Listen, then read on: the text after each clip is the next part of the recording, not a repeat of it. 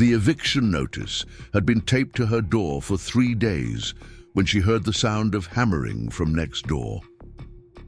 Sarah Chen pressed her face against the kitchen window, watching through the gap in the fence as a man worked methodically on what used to be the Martinez family's back deck. The house had been empty for months, another casualty of the neighborhood's slow decline, but now someone was there, fixing what others had abandoned. Before we jump back in, tell us where you're tuning in from, and if this story touches you, make sure you're subscribed, because tomorrow I've saved something extra special for you. She didn't know then that the man wielding that hammer was about to lose everything too. She didn't know that in 6 weeks, when the bank came for her grandmother's house, he'd be the one standing between her and homelessness. And she certainly didn't know that the stranger next door, who barely looked up when she waved, would become the reason she'd fight to save not just her own home, but his. This isn't just a story about foreclosure or second chances. It's about 2 people who discovered that sometimes the thing you're desperately trying to hold on to isn't meant to be kept, it's meant to be shared.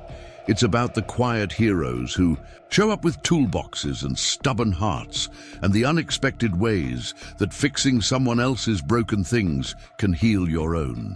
The morning sun cast long shadows across Maple Street, illuminating the peeling paint and overgrown lawns that had become hallmarks of this once thriving neighborhood. Sarah Chen stood in her grandmother's kitchen, staring at the eviction notice. She'd finally worked up the courage to read in full. 60 days.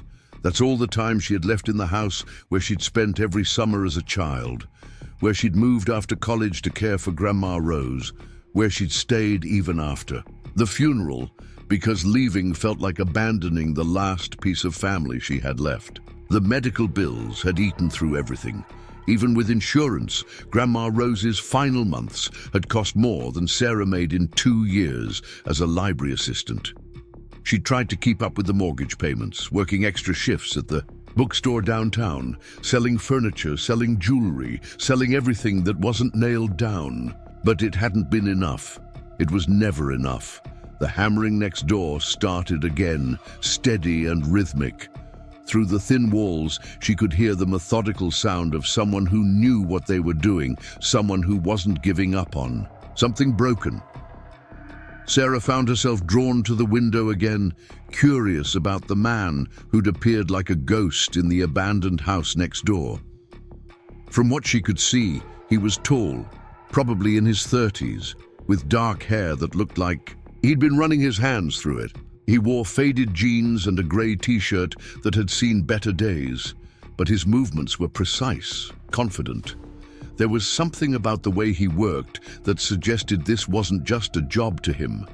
Every nail he drove, every board he measured, seemed deliberate, like he was building something that mattered.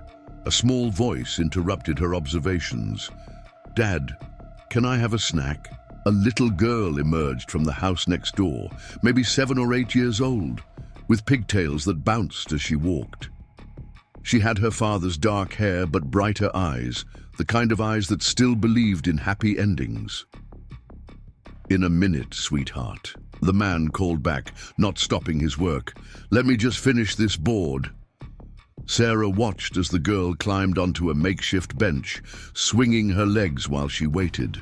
There was something achingly familiar about the scene, something that reminded her of sitting on Grandma Rose's porch, watching the older woman tend to her garden while Sarah peppered her with questions about everything and nothing. "Emma, stay where I can see you," the man said, finally setting down his hammer. He wiped his hands on his jeans and walked over to his daughter, ruffling her hair in a gesture so tender it made Sarah's chest tight. So his name was Emma, Sarah thought, and he was clearly doing this work himself, not hiring it out. She wondered what had brought them to the empty house next door, why they were fixing up a place that had been vacant for months. Maybe they were house flippers, or maybe they'd gotten a deal on a foreclosure like so many others in the neighborhood. The irony. wasn't lost on her. Here she was, about to lose her home, watching someone else breathe life back into an abandoned one. That afternoon, Sarah gathered the courage to do something she'd been putting off for weeks. She walked to the end of her driveway and opened the mailbox, pulling out a stack of letters she'd been too afraid to read. Most were bills, demands for payment, notices from the bank. But one envelope was different. It was cream-colored, expensive paper with her name written in elegant script. Inside was a letter from Davidson Development, a company she'd never heard of. They were interested in purchasing her property, it said. They understood she was facing financial difficulties and wanted to make her a fair offer. The amount they quoted was enough to pay off the mortgage with a little left over, enough to start somewhere new. Sarah read the letter 3 times, her heart racing. It seemed too good to be true, and in her experience, things that seemed too good to be true usually were, but what choice did she have? 60 days wasn't enough time to turn her finances around, not when she was already behind on everything else. She was still holding the letter when the hammering next door stopped abruptly. Through the fence, she heard the man's voice, sharp, with worry. Emma, where are you?" Without thinking, Sarah hurried outside. The man was standing in his backyard, looking around frantically. His face was pale, eyes wide with the kind of fear that only a parent knows. "I'm looking for a little girl," Sarah called over the fence. "Dark hair, pigtails." He turned toward her, voice, relief flooding his features. "Yes, have you seen her?" "She went toward the front of the house about 10 minutes ago. Maybe she's exploring?"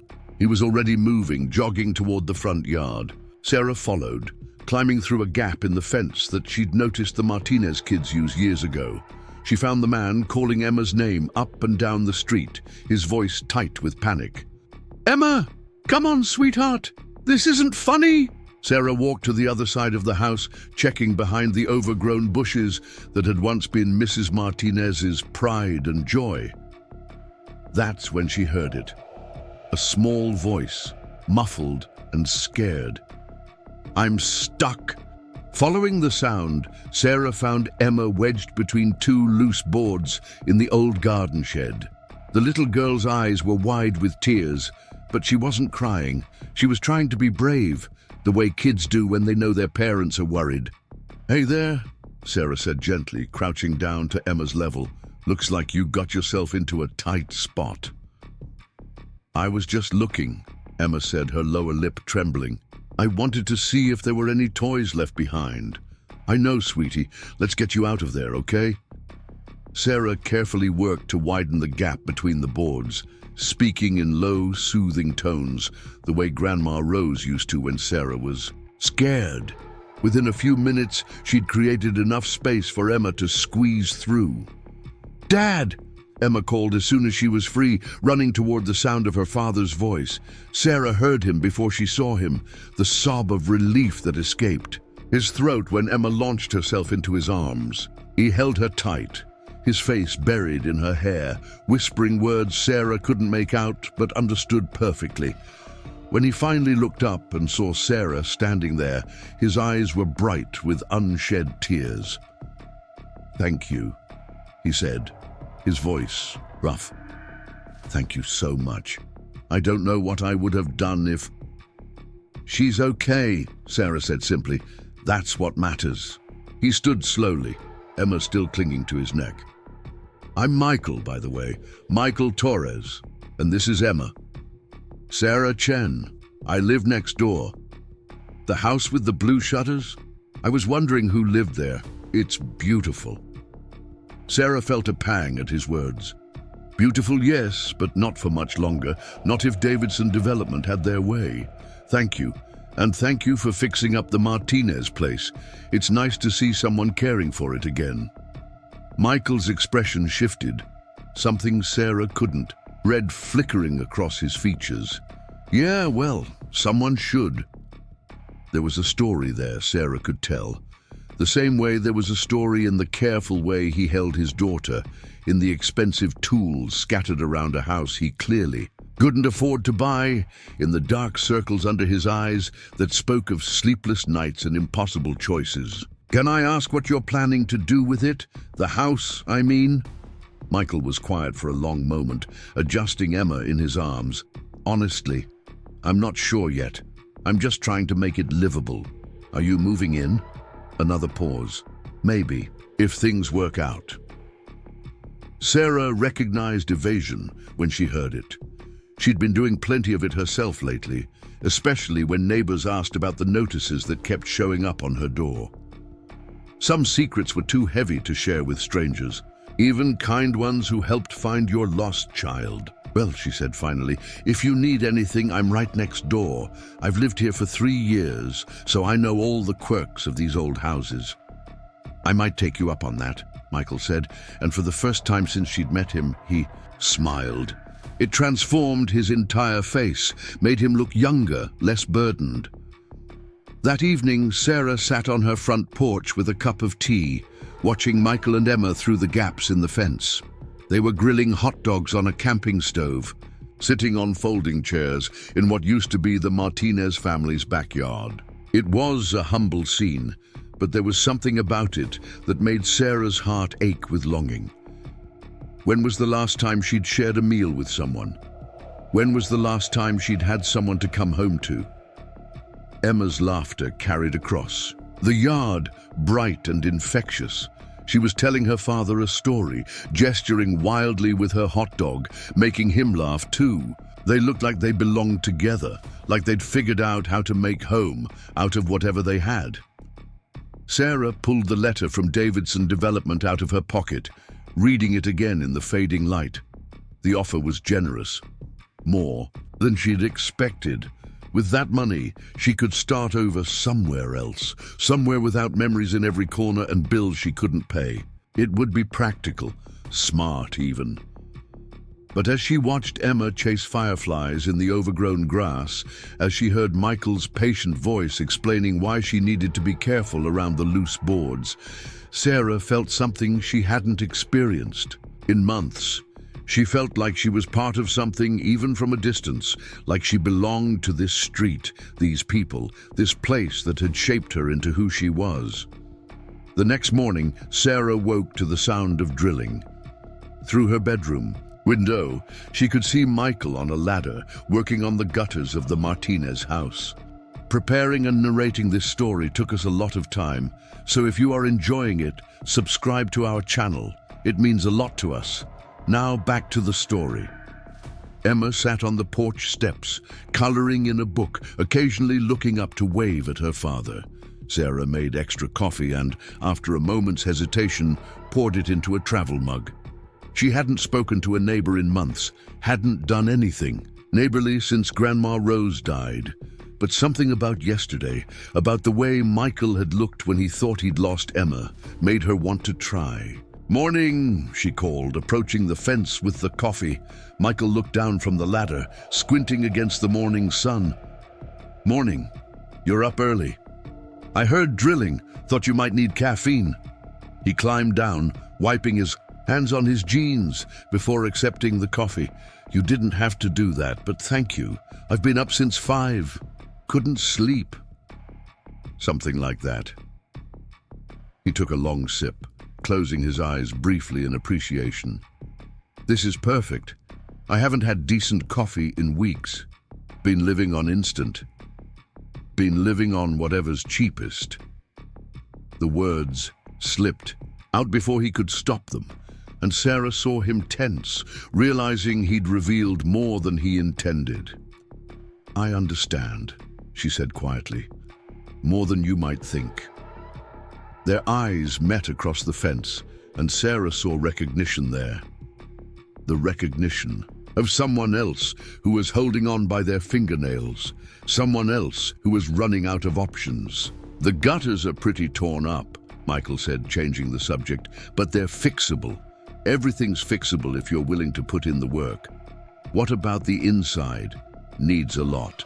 New flooring, paint, probably some electrical work. The kitchen's a disaster." He paused, looking back at the house. "But the bones are good. Someone loved this place once." the Martinez family. They lived here for 15 years. Mrs. Martinez grew the most beautiful roses. Sarah pointed to the overgrown bushes along the fence line. Those used to be her prize garden. What happened to them? Mr. Martinez lost his job. They tried to hold on, but... Sarah shrugged. Same story as half the neighborhood. Michael was quiet, staring at the abandoned rose bushes. I'm sorry. That must have been hard to watch. It was. But maybe it's getting a second chance. Now. Maybe, Michael said.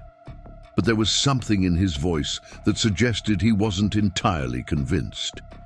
They drank their coffee in comfortable silence, Emma's humming providing a gentle soundtrack. It was the most peaceful morning Sarah had experienced in months, and she found herself reluctant to break the spell by going back inside.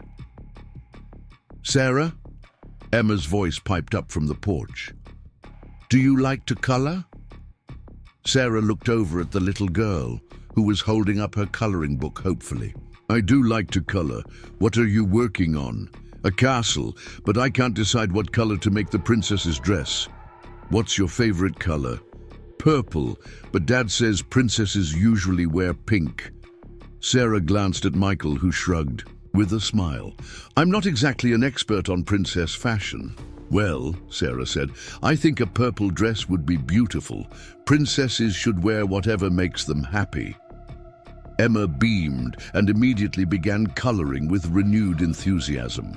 Michael watched his daughter with an expression so tender it made Sarah's chest tight. She's lucky to have you, Sarah said quietly. I'm the lucky one, Michael replied. She's the reason I keep going when everything else falls apart. There it was again, that hint of something deeper. Sarah wanted to ask, wanted to understand what had brought them here, but she also understood the need for privacy. Some stories could only be told when you were ready. The rest of the morning passed quickly. Sarah found herself lingering by the fence, offering advice about the house's quirks, pointing out which windows stuck and which doors swelled in the rain. Michael listened carefully, asking thoughtful questions, treating her knowledge like it was valuable. It had been so long since anyone had asked for her opinion about anything that mattered. At the library, she checked out books and answered questions about late fees. At the bookstore, she rang up purchases and straightened shelves. But here, talking to Michael about the house next door, she felt useful, important even. When lunchtime approached, Sarah reluctantly excused herself. She had bills to organize, phone calls to make, reality to face. The letter from Davidson Development was still sitting on her kitchen table waiting for an answer. Inside her grandmother's house, surrounded by furniture that had been in the family for decades and walls covered with photos spanning 3 generations, Sarah tried to imagine starting over somewhere else. She tried to picture herself in an apartment across town, or maybe in another city entirely, where nobody knew her story and she could pretend to be someone who hadn't failed at keeping her family's legacy alive. But every time she closed her eyes, she saw Emma's bright smile and heard Michael's patient voice explaining why the rose bushes could bloom again with the right care. She saw the careful way he measured twice before cutting, the pride in his face when he completed a task, the love in his eyes when he looked at his daughter. She saw hope, something she'd almost forgotten existed. That afternoon, Sarah did something she hadn't done since Grandma Rose died. She walked to the small garden behind her house and began pulling weeds. The vegetables had long since died, choked by neglect and heartbreak, but the soil was still good. The bones were still there, as Michael might say. As she worked, she could hear the sounds of construction next door, hammering, drilling, the occasional frustrated sigh, followed by Emma's encouraging voice. It was a symphony of progress, of people refusing to give up on something worth saving. By evening, Sarah's hands were dirty and her back ached, but she'd cleared a small section of the garden. It wasn't much, but it was a start. It was proof that some things could be brought back to life with enough care and attention. She was watering the cleared patch when she heard footsteps on the other side of the fence. "Looks like you had a productive day too," Michael's voice carried over the wooden slats. "Just clearing some weeds," Sarah replied. "Nothing as impressive as what you're doing. Can I ask you something?" Michael's voice was closer now, like he was standing right against the fence. "Sure. That letter I saw you reading yesterday, the one that made you look like someone had punched you in the stomach. Everything okay?" Sarah's hand stilled on the hose. She hadn't realized he'd been watching, hadn't known her face had been so transparent. "It's complicated. Most things worth talking about are." Sarah turned off the water and sat down on her grandmother's old gardening stool. On the other side of the fence, she heard Michael settling onto something as well, probably the porch steps. "I'm going to lose the house," she said finally. The words felt strange in her mouth, like speaking a nightmare out loud. "I can't make the mortgage payments anymore, and the bank is foreclosing. I have about 50 days left." The silence stretched between them, filled only by the sound of Emma's voice from inside the Martinez house, singing softly to herself. "I'm sorry," Michael said eventually. That's horrible. There's a company that wants to buy it.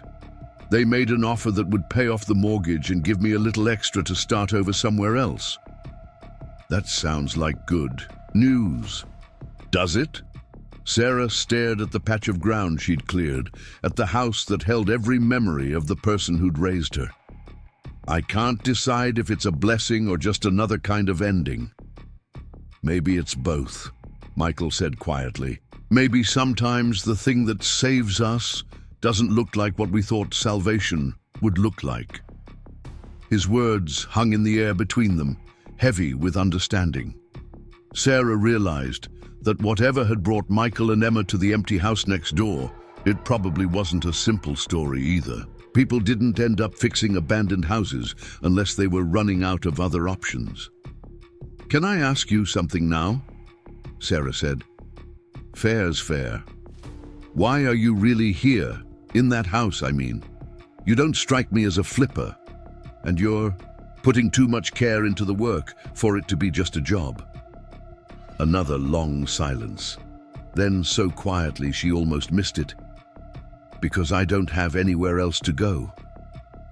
The honesty in his voice made Sarah's heart clench. She'd been so focused on her own problems that she hadn't considered that Michael might be facing his own impossible situation.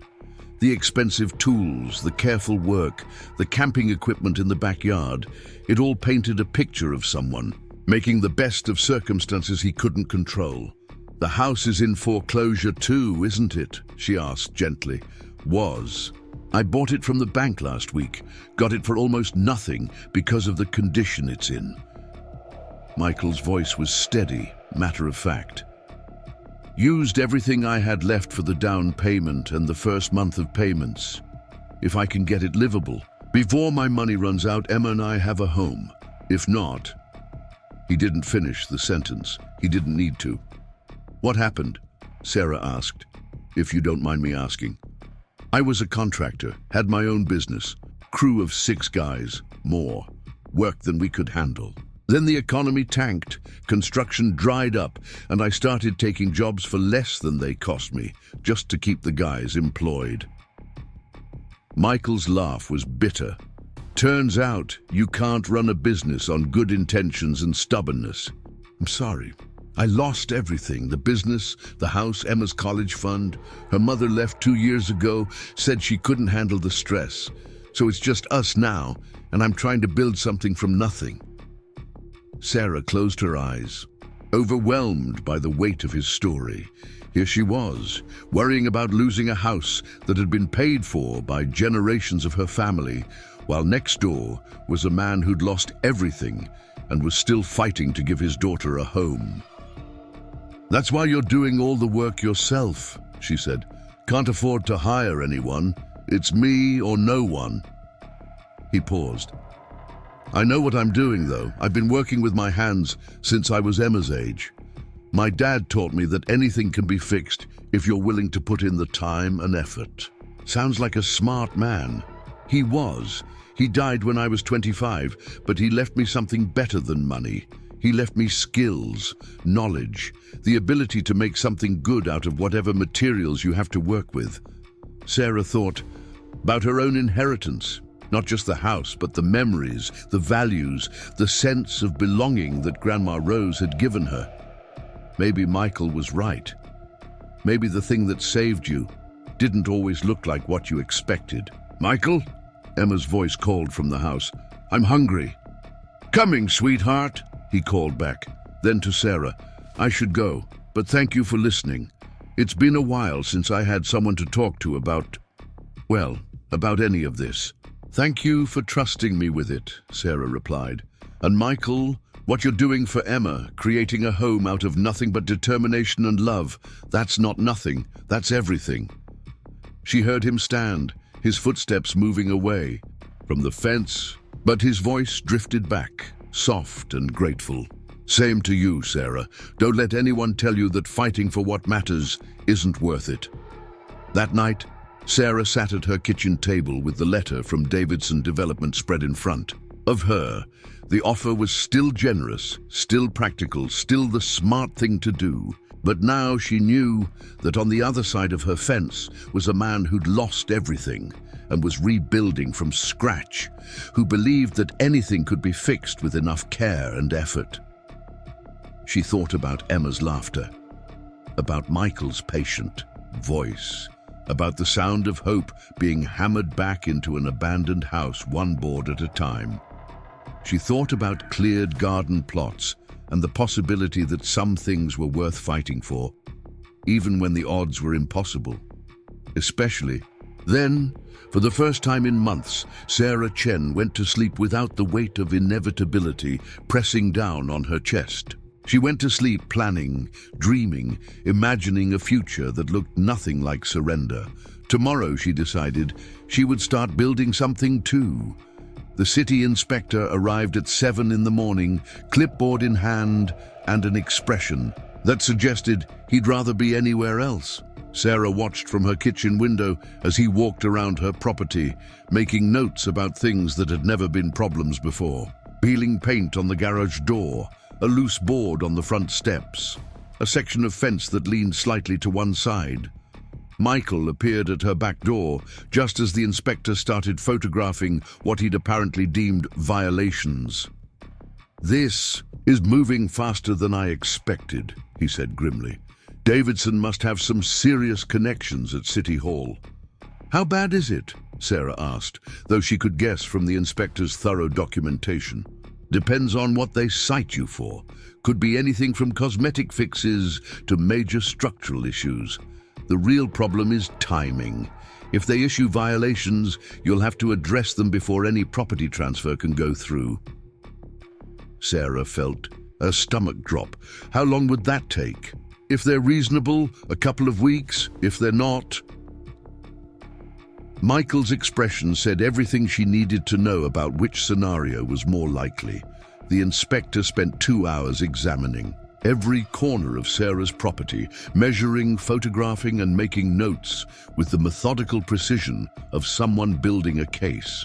When he finally approached the front door, his face was professionally neutral in a way that somehow felt more ominous than outright hostility.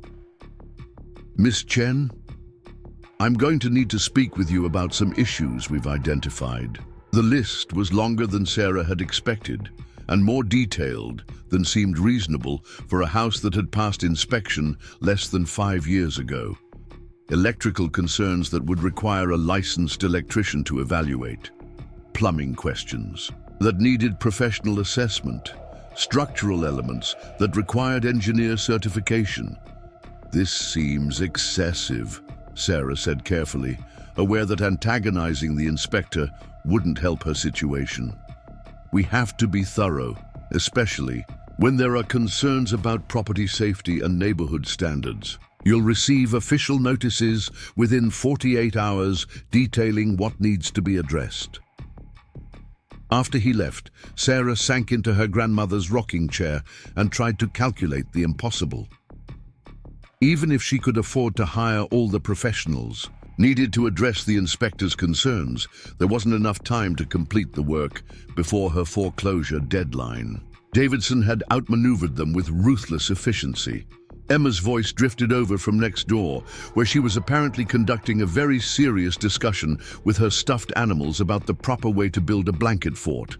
The normalcy of it, the childhood innocence that persisted despite all the adult complications swirling around her, made Sarah's chest tight with determination. She wouldn't let Davidson win, not when winning meant destroying the fragile family that was taking root between these two houses. That afternoon, Sarah did something she hadn't done in years. She called in favors. Mrs. Henderson from the library had a son who was an electrician. Tom Ramirez, who'd bought coffee from her at the bookstore every morning for 2 years, worked for the city planning department. Janet Morrison from her grandmother's church had a brother who'd retired from the building inspection office. By evening, Sarah had assembled an unlikely team of people who owed her small kindnesses or simply believed that neighbors should help neighbors when corporate developers tried to push them around. It wasn't the most conventional approach to addressing code violations, but then nothing about their situation was conventional. Michael found her on the phone with Mrs. Henderson's son, negotiating electrical work in exchange for babysitting, services and homemade pies. When she hung up, he was staring at her with something close to amazement. "You're calling in the entire neighborhood," he said. "The entire neighborhood that's left," Sarah corrected. "Most of the original families have moved away or been bought out, but the ones who are still here remember what it was like when people looked out for each other. This could backfire. Davidson has money and influence. We have good intentions and casseroles." Sarah looked across the fence at Emma, who was now teaching her stuffed elephant the proper technique for arranging couch cushions. Sometimes good intentions and casseroles are enough. The next morning brought a surprise that changed everything.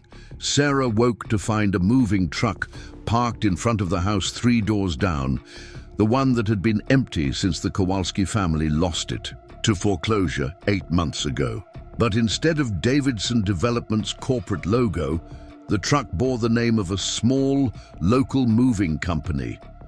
A young couple was directing the movers, pointing to boxes and furniture with the careful excitement of people setting up their first real home together. The woman was obviously pregnant, her hand resting protectively on her belly as she supervised the placement of a crib that looked like it had been assembled with more love than expertise. Sarah was still watching from her window when Michael knocked on her back door. "Did you see the new neighbors?" "Just now. Do you think they know what they're getting into with Davidson?" "Probably not, but maybe we should introduce ourselves. Anyway, if Davidson's planning to develop this whole block, they're going to need allies too." Emma had apparently reached the same conclusion. She was already at the fence, waving enthusiastically at the new arrivals and offering commentary on their moving technique to anyone who would listen.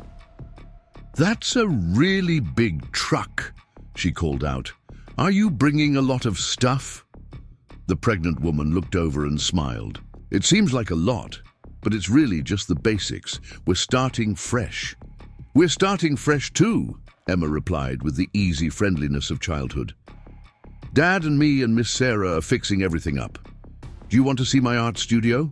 Within an hour, Sarah found herself standing in her backyard with Michael, Emma, and their new neighbors, David and Maria Santos. David was a teacher at the elementary school 2 towns over. Maria worked part-time as a bookkeeper while finishing her degree in social work. They'd bought the house through a first-time homebuyer program, using every dollar they'd saved to make the down payment. "We know it needs work," Maria said, gesturing toward the obvious repairs their house required. "But it's ours, you know, the first place that's ever really belonged to us." Sarah and Michael exchanged glances. The Santos family had no idea. They'd moved into the middle of a corporate land grab, that their dream home was targeted for demolition by a developer who saw the entire neighborhood as nothing more than empty lots waiting for luxury condos. "Have you met any other neighbors yet?" Sarah asked carefully. "Just you. Most of the other houses seem empty. We were starting to wonder if we'd made a mistake buying in such a quiet area." "It's not usually this quiet," Michael said. "The neighborhood's been going through some changes." That evening, after David and Maria had settled in enough to join them for an impromptu barbecue in Michael's backyard, Sarah found herself explaining Davidson Development's plans for their block. She watched the color drain from Maria's face. As the implications became clear, "They want to tear down our house?" Maria's hand moved instinctively to her belly. "But we just bought it. We used all our savings, our wedding money, everything we had. They can't just force us to sell, can they?" David asked. But his voice suggested he already suspected the answer. Michael's expression was grim. "Not directly, but they can make your life difficult enough that selling starts to look like the only option. Code violations, tax assessments, zoning challenges, death by 1,000 cuts. That's what they're doing to us," Sarah added. "Or trying to do. But we're fighting back." She explained their arrangement, the unconventional partnership they were building, the way neighbors were rallying to help address the manufactured violations. As she spoke, Sarah saw something shift in David's expression. Hope replacing despair. "Could we do something similar?" he asked. "I mean, we don't have the same skills Michael does, but Maria's good with numbers, and I know people at the school district. Maybe we could help each other." Emma, who had been playing quietly nearby, looked up from her coloring book. "Are we all going to be neighbors forever now?" "We're going to try, sweetheart," Sarah said, and meant it. Over the next week, their small alliance expanded in ways none of them had anticipated. Tom Ramirez from City Planning stopped by after work to explain which violations were legitimate concerns and which were bureaucratic harassment. Mrs. Henderson's son rewired Sarah's kitchen for the cost of materials and a promise to help his daughter with college applications. Janet Morrison's brother walked through both houses, identifying which issues needed immediate attention and which could wait. More importantly, they began to understand Davidson's strategy. The developer wasn't just targeting individual houses. He was systematically acquiring properties across 3 blocks, planning a development large enough to transform the entire character of the neighborhood. Sarah and Michael's houses were key pieces in that puzzle, corner lots that would provide access to the larger parcels behind them. "That's why he's being so aggressive," Maria said, studying the property maps they'd obtained from the city. "If he can't get your houses, the whole development becomes much more complicated. So we're not just fighting for our own homes," David realized. "We're fighting for the entire neighborhood." The weight of that responsibility was both daunting and energizing. They weren't just a few families trying to hold on to their individual properties. They were the last line of defense against a plan that would erase decades of community history. Davidson's response to their resistance was swift and escalating. Sarah received daily calls from lawyers, banks, and various officials, each presenting new obstacles and complications. Michael found his work permits mysteriously delayed, his contractor's license subjected to sudden review. David and Maria discovered their homeowner's insurance had questions about their property's condition that would require expensive inspections to resolve. But for every pressure Davidson applied, their small community found ways to push back. The retired building inspector helped Michael navigate the permit process. Sarah's library connections provided access to legal resources and property records. David's teaching colleagues offered everything from childcare to construction labor. Emma became the unofficial ambassador of their resistance charming city. Workers and delivering homemade cookies to officials who might otherwise have been adversarial.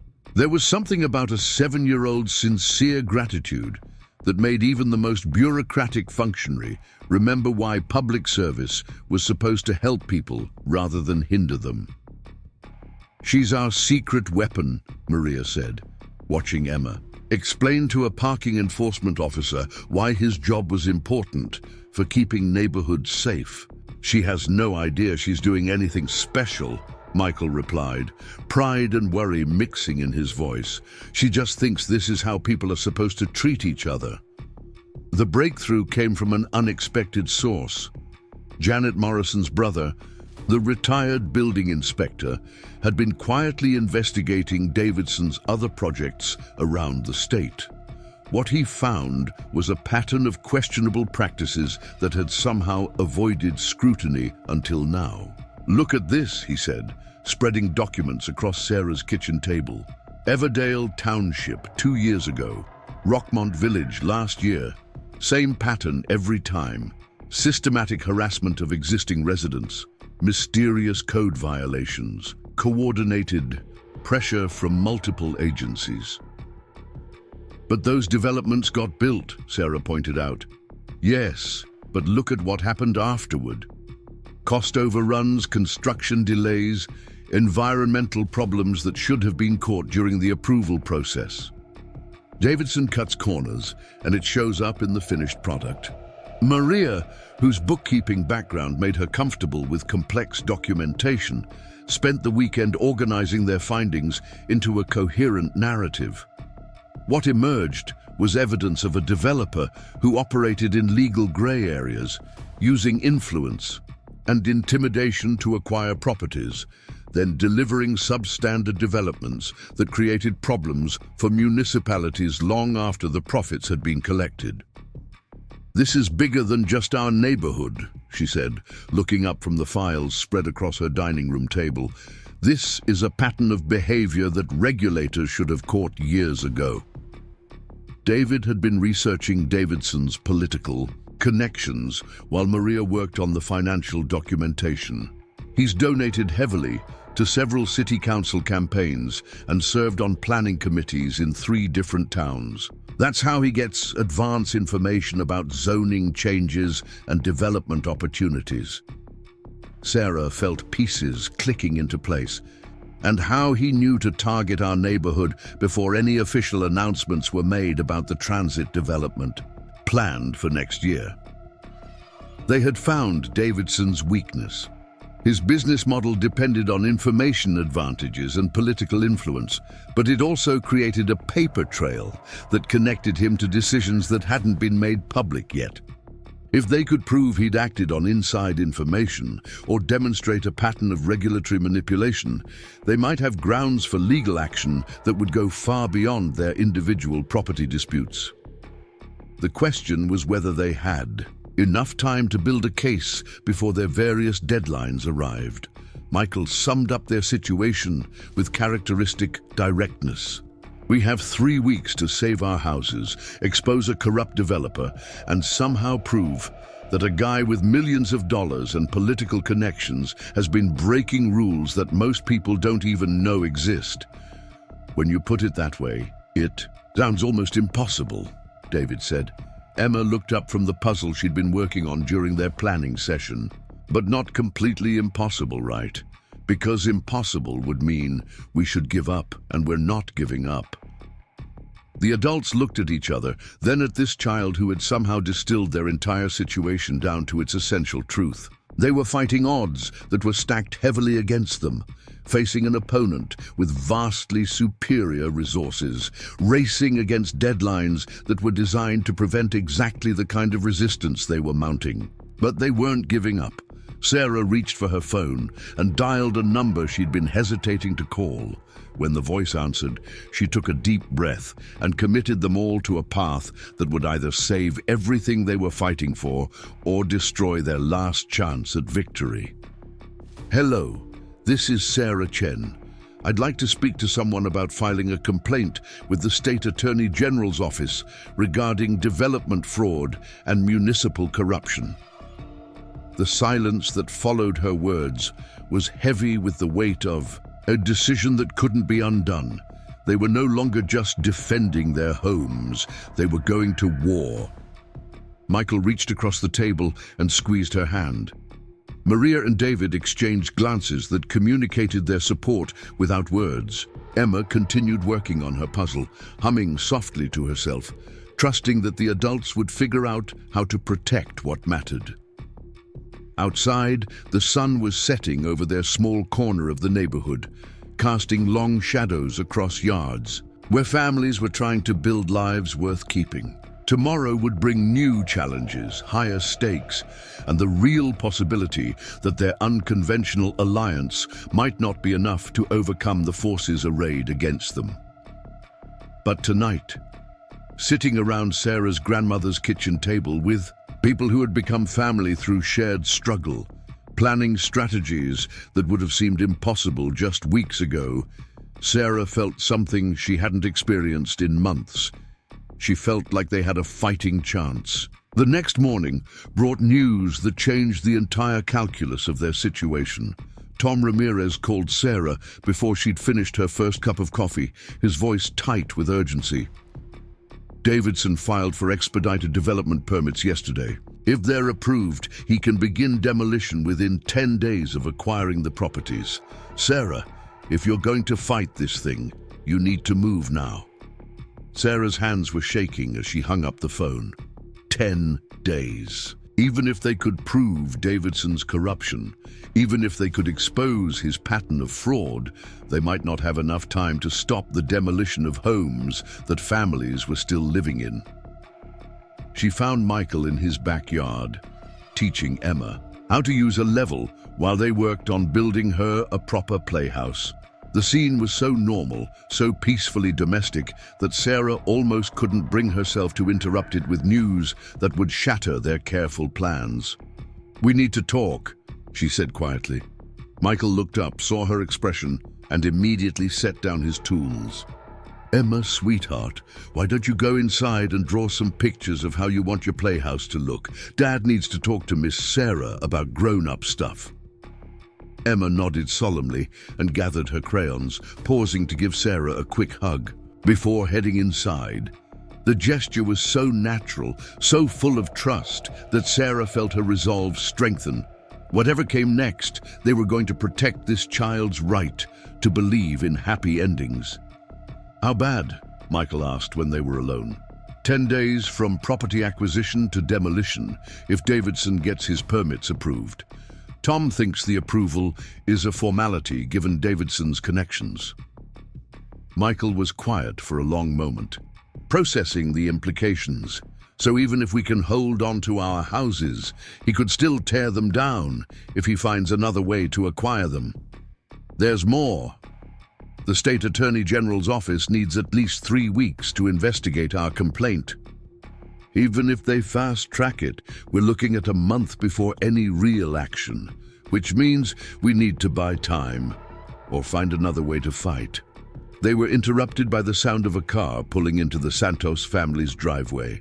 Through the fence, they could see Maria stepping out of her compact sedan, her expression grim. She spotted them and walked over, her pregnancy making her movements careful but determined. "I've been at the courthouse all morning," she said without preamble, "filing everything we discussed and a few things we didn't. Injunctions, permit challenges, environmental impact requests. Basically every legal delay tactic I could think of." "Will it work?" Sarah asked. "It'll slow him down, maybe buy us a week or two. But Davidson's lawyers are good, and they'll start filing counter motions as soon as they figure out what we're doing." Maria's smile was tight but determined. "The good news is that all the paperwork filing gave me a chance to talk to some people at the courthouse. Turns out we're not the only ones with complaints about Davidson development." She pulled a folder from her bag and spread its contents on Michael's makeshift work table. Property records, permit applications, and complaint forms painted a picture of a developer who had left a trail of angry communities and unresolved disputes across 3 counties. "This is from Millbrook," Maria said, pointing to one set of documents. Davidson promised affordable housing, got his permits approved, then built luxury condos that the original residents couldn't afford. Half the people who were supposed to benefit from the development ended up displaced. Same pattern in Riverside Heights, she continued, moving to another file. Community center renovation that turned into demolition and private development. The kids who used that center for after-school programs ended up with nowhere to go. Michael studied the documents, his expression growing darker with each example. He's done this before, multiple times, and gotten away with it because the communities were too small or too poor to fight back effectively. But this time might be different. Sarah looked up from the papers she'd been reviewing. Why different? Because this time, he picked a fight with people who know how to organize, how to research, and how to use the system against him. Maria's smile was fierce. David's already contacted teachers' unions in the affected communities. They're connecting us with families who've been harmed by Davidson's developments. Turns out there are a lot of people who'd like to see him held accountable. The scope of their fight was expanding beyond what any of them had imagined when this started. They weren't just trying to save their own homes anymore. They were building a coalition of communities that had been harmed by Davidson's business practices, creating a network of resistance that stretched across multiple jurisdictions. It was bigger than Sarah had wanted to take on, more complicated than she felt equipped to handle. It was also the best chance they had of stopping Davidson permanently, rather than just delaying his plans for their neighborhood.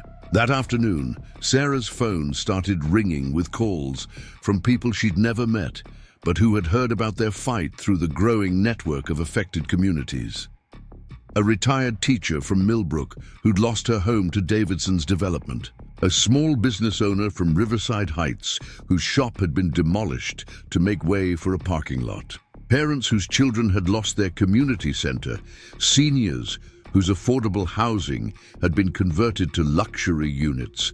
Families whose neighborhoods had been transformed beyond recognition. Each story added weight to their case against Davidson, but also added pressure to succeed. They weren't just fighting for Emma's right to have an art studio or Sarah's connection to her grandmother's house. They were fighting for the principle that communities should have a say in their own futures, that developers shouldn't be able to buy influence and bulldoze opposition. By evening, Sarah's living room had been transformed into an impromptu command center. David was coordinating with contacts from his teaching network, collecting documentation from affected communities. Maria was organizing financial records and permit applications into evidence files. Michael was reviewing construction documents, identifying safety violations and code problems in Davidson's completed projects. Emma sat in the middle of it all, coloring pictures of houses with families standing in front of them, occasionally offering snacks to the adults or asking questions about why someone would want to tear down perfectly good homes. Because some people care more about money than about families, Maria explained gently when Emma asked directly. That's sad, Emma said matter-of-factually. Money's nice, but it can't give you hugs. The simple wisdom of her observation cut through all the complexity of their legal and financial maneuvering. At its heart, their fight was about exactly what Emma had identified: the difference between treating homes as financial instruments and recognizing them as places where families created lives worth protecting. Late that night, after David and Maria had returned home and Emma had fallen asleep on Sarah's couch, Sarah and Michael found themselves alone with the weight of everything they'd committed to. This is bigger than anything I've ever taken on, Sarah admitted. A week ago, I was just trying to figure out how to pay my mortgage. Now I'm apparently coordinating a multi-county investigation into development fraud. You could still back out, Michael said quietly. Take Davidson's offer, sell the house, start over somewhere else. None of this has to be your responsibility. Sarah looked around her grandmother's living room. at the photos on the walls documenting 3 generations of family history, at Emma sleeping peacefully on the couch that had been her grandmother's favorite spot for reading bedtime stories. She thought about the Santos family, just starting their lives together in a house they'd bought with wedding money and dreams. She thought about all the other families in other communities who hadn't been able to fight back when Davidson came for their homes.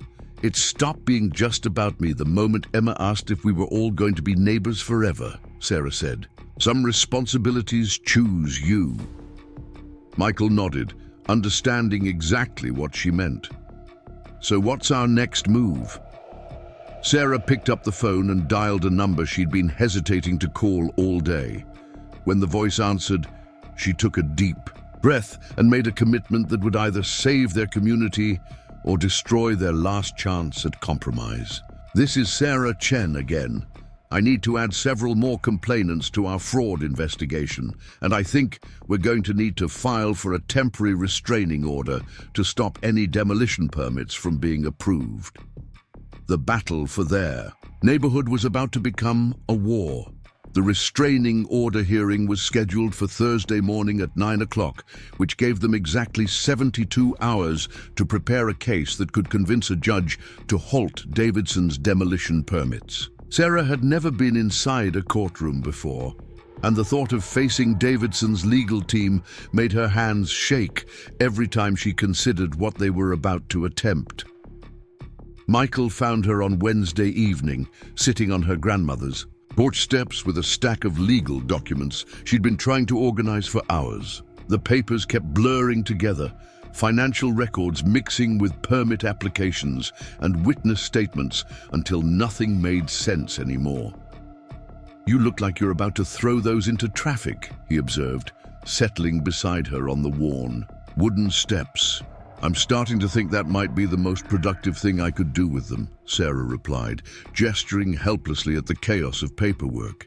I have no idea how to present this to a judge. I'm a librarian, not a lawyer. What am I doing trying to take on someone like Davidson in court? You're doing what needs to be done because no one else will do it, Michael said simply. And you're not doing it alone. As if summoned by his words, Maria appeared around the corner of the house, her arms full of file folders and her expression determined despite the fatigue that had become a constant companion over the past week. Behind her came David, carrying Emma piggyback style, while she giggled and pointed out interesting clouds in the evening sky. "Strategy session?" Maria asked, settling heavily onto the porch railing with the careful movements of someone whose pregnancy was making everything more complicated. "More like panic session," Sarah admitted. "I keep reading through our evidence, and I can't shake the feeling that we're missing something crucial. Davidson's too smart to leave obvious smoking guns lying around." David lowered Emma to the ground, where she immediately began arranging the porch furniture into what appeared to be a very elaborate dollhouse setup. "Maybe we're thinking about this wrong," he said. "Maybe the smoking gun isn't something Davidson did. Maybe it's something he didn't do." Maria looked up from the file she'd been reviewing. "What do you mean?" "Well, look at his pattern. Every development he's done has cut corners somewhere. Environmental studies that were incomplete, community impact assessments that were rushed, safety inspections that somehow missed obvious problems." David pulled out his phone and opened the notes he'd been keeping. "What if the problem isn't proving he's corrupt? What if it's proving he's incompetent?" Sarah felt something click into place. "You mean show that his developments have consistently failed to meet the standards he promised during the approval process?" "Exactly.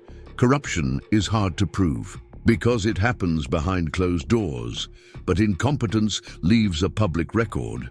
Complaints to building departments, lawsuits from residents, environmental problems that show up in municipal records." Emma looked up from her dollhouse arrangement, apparently having been listening more carefully than any of them realized. "Like when I promised to clean my room, but I only clean the parts people can see from the doorway." Michael ruffled his daughter's hair smiling despite the gravity of their situation. Exactly like that, sweetheart. Sometimes people promise to do good work, but they only do the parts that look good from far away. That's not very nice, Emma said with the moral clarity that children brought to complex adult situations.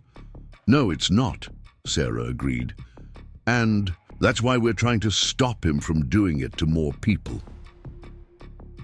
They spent the next several hours reorganizing their evidence around David's insight, focusing on the gap between Davidson's promises and his actual performance, rather than trying to prove intentional wrongdoing.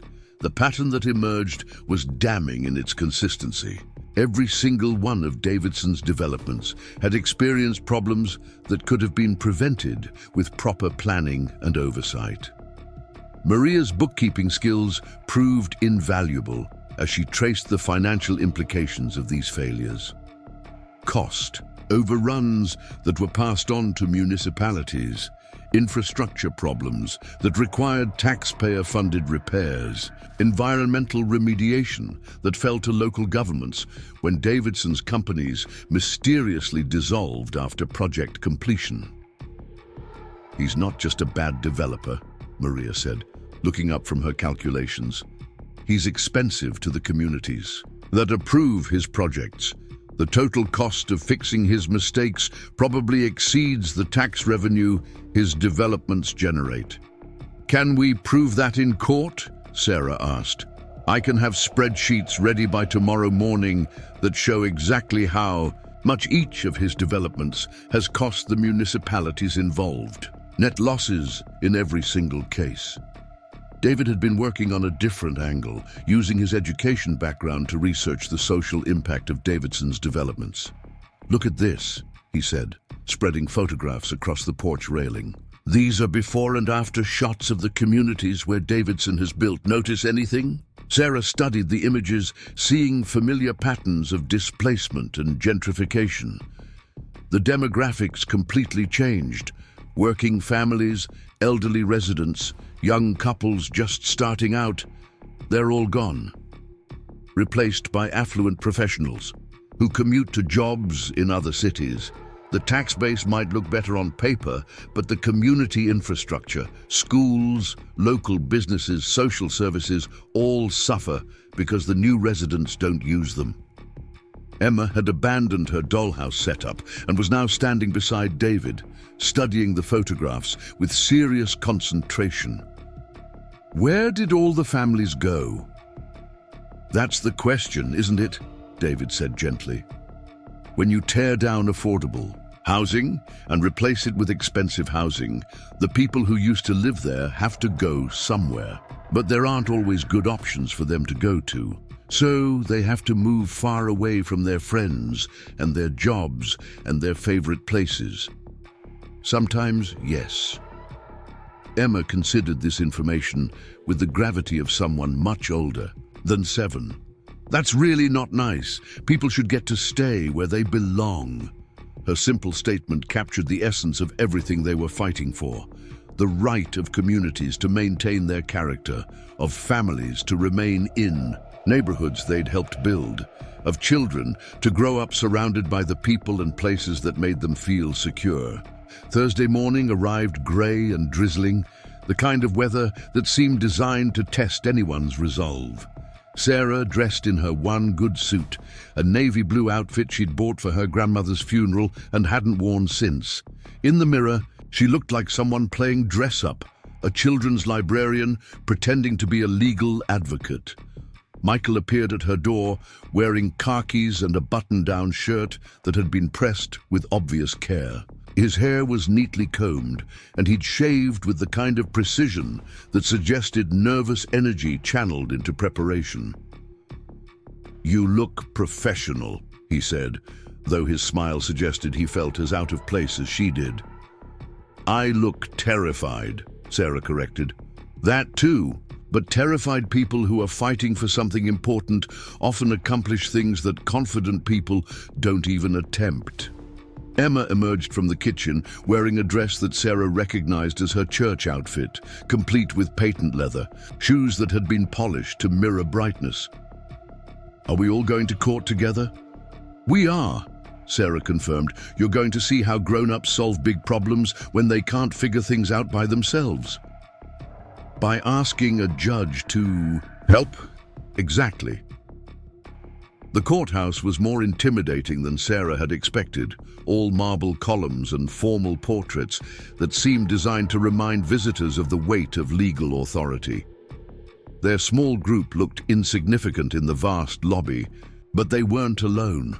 As they approached the designated courtroom, Sarah saw familiar faces from their growing network of affected communities. The retired teacher from Millbrook was there, accompanied by 3 neighbors whose homes had been demolished for Davidson's luxury development. The business owner from Riverside Heights had brought photographs of his destroyed shop and copies of the lease agreements Davidson's company had broken. Parents from multiple communities carried folders documenting the impact of lost community centers and displaced families. Davidson's legal team, by contrast, consisted of 4 attorneys in expensive suits, each carrying briefcases that probably cost more than Sarah made in a month. They moved with the confident efficiency of people who expected to win, barely glancing at the collection of residents who had gathered to oppose their client. Davidson himself was notably absent, leaving his lawyers to argue that the restraining order was unnecessary because all proper procedures had been followed and all permits had been obtained through legitimate channels. "Your Honor," the lead attorney said in opening statements, "this is a transparent attempt to delay a lawfully approved development project through frivolous legal challenges. Mr. Davidson has complied with all applicable regulations and obtained all necessary permits. The petitioners have presented no credible evidence of wrongdoing, only speculation and hearsay designed to circumvent the proper development approval process." Sarah felt her confidence wavering as the attorney spoke. His presentation was polished, professional, backed by official documents and procedural precedents. Everything they had prepared suddenly seemed amateur by comparison, the desperate scrambling of people who didn't understand how the system really worked. Then Judge Martinez called their side to present their case, and Maria stepped forward with the quiet competence that had made her such an effective organizer over the past week. "Your Honor, we're not here to challenge Mr. Davidson's right to develop property or to question the legitimacy of his permits. We're here to demonstrate a pattern of development practices that consistently fail to deliver the community benefits promised during the approval process, resulting in significant costs to municipalities and displacement of residents." She opened the first of her carefully organized folders and approached the bench. "These are financial analyses of 5 Davidson development projects completed in the past 3 years. In each case, the promised economic benefits failed to materialize, while the actual costs to local governments exceeded initial projections by an average of 40%.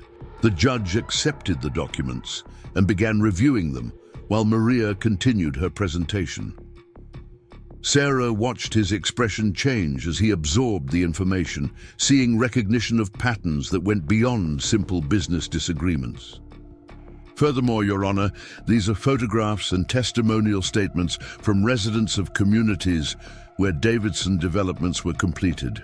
The documentation shows consistent displacement of working families, destruction of affordable housing, and elimination of community resources without adequate replacement." David stepped forward to support Maria's presentation, his teaching experience evident in the clear, organized way he explained the social impact data they'd compiled. "Your Honor, what we're seeing isn't just unsuccessful development. It's a systematic approach that extracts maximum profit while externalizing costs to the communities that approved these projects." The retired teacher from Millbrook was called to testify about the promises Davidson had made to her community and the reality of what had been delivered. Her voice shook slightly as she described watching her neighbors lose their homes, but her facts were unshakable. Davidson had promised affordable housing and delivered luxury condos. He had promised community amenities and delivered private facilities accessible only to new residents. The business owner from Riverside Heights testified about lease agreements that had been broken and small businesses that had been displaced without the promised relocation assistance. His documentation was thorough, showing a clear pattern of commitments made during the approval process that were abandoned during construction. As witness after witness testified, Sarah began to see their case taking shape in ways she hadn't anticipated. They weren't proving that Davidson was corrupt, in the traditional sense. They were proving that his business model depended on making promises he had no intention of keeping, and that municipalities consistently failed to hold him accountable for those promises. Judge Martinez asked pointed questions about oversight, mechanisms and enforcement procedures, clearly troubled by the apparent gap between approval conditions and actual outcomes. Davidson's attorneys objected repeatedly, but their objections seemed increasingly desperate as the pattern became undeniable. When Emma was called to testify, Sarah's heart nearly stopped. They had discussed this possibility, but seeing a 7-year-old approach the witness stand in a courtroom full of adults felt surreal and terrifying. "Emma," Judge Martinez said gently, "can you tell me about your house?" "Well, it's not really my house yet," Emma said seriously. "Dad and I are fixing it up so it can be our home. We painted my room yellow because that's a happy color, and Dad built me shelves for my books and my art supplies." "How long have you been living there?" "Since the snow was really deep. Dad says we can stay if we take good care of everything and if the mean man doesn't tear it down." Davidson's lead attorney started to object, but Judge Martinez held up a hand for silence. "Emma, what would happen if you had to move away from your house?" Emma's lower lip trembled slightly, but her voice remained steady. "I would be very sad. And Miss Sarah would be sad too because she's our neighbor and she helps us and we help her. If the mean man tears down our houses, we won't be able to take care of each other anymore." "Is taking care of each other important?" "It's the most important thing," Emma said, with the absolute certainty that children brought to fundamental truths. "Dad says that's what neighbors do. They help fix things and share food and make sure nobody has to be scared alone." Judge Martinez nodded solemnly. "Thank you, Emma. You can sit down now." As Emma returned to her seat between Sarah and Michael, Sarah realized that her testimony had accomplished something none of their documentation could achieve. She had made the human cost of displacement real and immediate, showing what communities lost when developers treated neighborhoods as interchangeable collections of building lots. Davidson's attorneys spent the next hour arguing procedural points and challenging the relevance of testimony about other developments to the current case.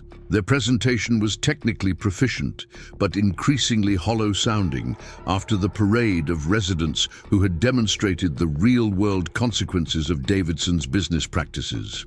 Judge Martinez called a brief recess before rendering his decision, leaving both sides to wait in the hallway while he reviewed the evidence. Sarah found herself surrounded by people who had become allies and friends over the past week, all of them exhausted but united in their determination to protect their communities. "Whatever happens," Maria said quietly, "we've done something important here. We've shown that people can organize, that communities can fight back, that developers aren't untouchable." "Even if we lose?" Sarah asked. "Especially if we lose, because then we'll know exactly what we're up against, and we'll be better prepared for the next fight." When they were called back into the courtroom, Judge Martinez looked out over the assembled group with an expression that was difficult to read.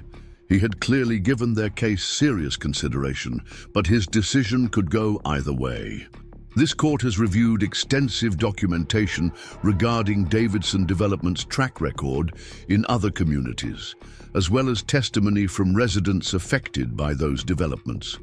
While the petitioners have not presented evidence of criminal wrongdoing, they have demonstrated a concerning pattern of development practices that consistently fail to deliver promised community benefits. Sarah felt her heart racing as the judge continued. Furthermore, the court notes that the current development proposal lacks adequate safeguards to ensure that the problems documented in other communities will not be repeated here. The environmental impact study is incomplete.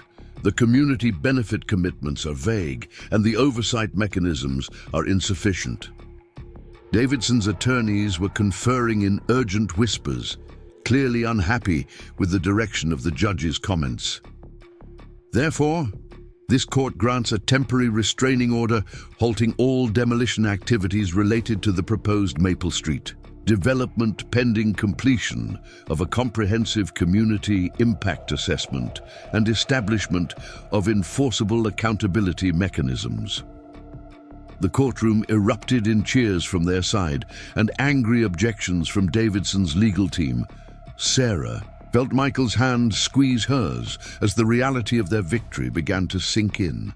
They had done it. They had actually stood up to a well-funded developer and won, at least temporarily. But as they gathered their documents and prepared to leave the courtroom, Sarah caught sight of Davidson himself for the first time.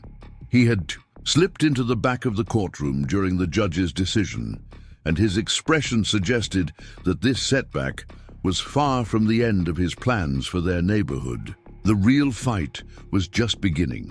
Outside the courthouse, their small group was surrounded by reporters who had somehow learned about the hearing. Sarah found herself thrust into the role of spokesperson, trying to explain their community organizing efforts while cameras recorded every word. "We're not anti-development," she emphasized, struggling to articulate the complexity of their position. "We're pro-accountability. We believe that developers should be held to the promises they make, and communities should have a voice in decisions that affect their futures." The questions came rapidly, from reporters who seemed more interested in conflict than nuance. How long had they been organizing? Did they have political backing? Were they affiliated with any activist organizations? Sarah answered as honestly as she could, explaining that they were just neighbors who had decided to help each other, but she could see how the story would be framed. David versus Goliath, grassroots activists versus corporate power, the little guy fighting back against overwhelming odds. It wasn't entirely wrong, but it missed the essential point that Emma had articulated so clearly in the courtroom. This wasn't about politics or activism. It was about the right of communities to remain communities, the right of neighbors to take care of each other, the right of children to grow up in places where they felt they belonged. As the crowd of reporters finally dispersed and their group prepared to go home, Sarah realized that their victory in court was only the beginning of a much larger challenge. Davidson would undoubtedly appeal the restraining order and find new ways to pressure them. The community impact assessment would take months to complete, during which time they would need to maintain their coalition and continue fighting for permanent protections. But for now, walking back to their cars with Emma skipping between her father and Sarah, chattering excitedly about how she was going to tell her stuffed animals about their day in court, Sarah felt something she hadn't experienced in years. She felt like she was part of something larger than herself, something worth protecting, something that would endure beyond any individual victory or defeat. She felt like she belonged to a community that was worth fighting for, not because it was perfect, but because it was theirs. The battle for Maple Street had been won. The war for the soul of their neighborhood was just beginning. That evening, as they gathered once again around Sarah's grandmother's kitchen table to plan their next steps, Emma fell asleep in her father's lap while the adults discussed legal strategies and community organizing tactics. Sarah looked around the table at these people who had become family through shared struggle and realized that regardless of what Davidson did next, he had already lost the most important battle. He had tried to divide them, to isolate them, to make them feel powerless and alone. Instead, he had brought them together in ways that would outlast any development project or legal proceeding. They had discovered that they were stronger together than any of them had been alone, and that, Sarah understood, was a victory that no judge could overturn and no developer could destroy. 3 months after the courthouse victory, Sarah woke to the sound of hammering that had become as familiar as her own heartbeat. But this morning was different. Instead of the urgent, desperate rhythm of someone racing against impossible deadlines, she heard the steady, methodical pace of craftwork being done with care and time to spare. Through her bedroom window, she could see Michael on a ladder, installing the final pieces of trim on what had once been the Martinez house and was now officially the Torres family home. Emma sat on the front steps, carefully painting wooden letters that would spell out their last name on a small sign Michael had crafted for their mailbox. The restraining order had held through 2 appeals and a state review process that had taken 6 weeks longer than anyone had anticipated. During that time, their small neighborhood alliance had grown into something neither Davidson nor any of them had expected. What had started as a desperate attempt to save individual homes had evolved into a model for community-controlled development that was being studied by urban planners across 3 states. Sarah made coffee and stepped onto her back porch, breathing in air that carried the scent of fresh paint and possibility. Her grandmother's house looked better than it had in years, thanks to the careful restoration work Michael had completed over the summer. Not the rushed repairs of someone trying to make a property sellable, but the patient craftsmanship of someone building something meant to last. The arrangement they'd worked out had proven more successful than either of them had dared to imagine. Michael had taken over Sarah's mortgage payments and officially purchased the house, but instead of rent, Sarah paid him through a combination of modest monthly payments and sweat equity in the renovation work. More importantly, they'd structured the deal so that Sarah would gradually rebuild ownership equity over time, with the option to buy the house back when her financial situation stabilized. It wasn't a conventional arrangement by any banking standard, but it had given both of them what they needed most: security, stability, and the breathing room to build something sustainable rather than just survive from crisis to crisis. "Morning, Miss Sarah," Emma called from her post on the front steps. "Want to see how our sign is coming along?" Sarah walked over to admire Emma's handiwork. The letters were slightly uneven and painted in colors that defied any conventional design sense, but they spelled out Torres with the kind of pride that came from a child who finally had a permanent address. "It's perfect," Sarah said, and meant it. "Very artistic. Dad says artistic is more important than perfect anyway. Perfect is boring." Michael climbed down from his ladder, wiping his hands on a rag that had seen better days. "Morning, Sarah. Coffee smells good from over here." "There's plenty. There's..." "Maria and David are coming over in a few minutes to go over the community meeting agenda." The monthly neighborhood meetings had started as strategy sessions for fighting Davidson, but they'd evolved into something more comprehensive. Planning, sessions for shared resources, coordination of home improvement projects, organizing for children's activities, and discussions about long-term neighborhood development that prioritized existing residents rather than displacing them. Tonight's meeting would be special because they were expecting visitors from 2 other communities that were facing similar development pressures.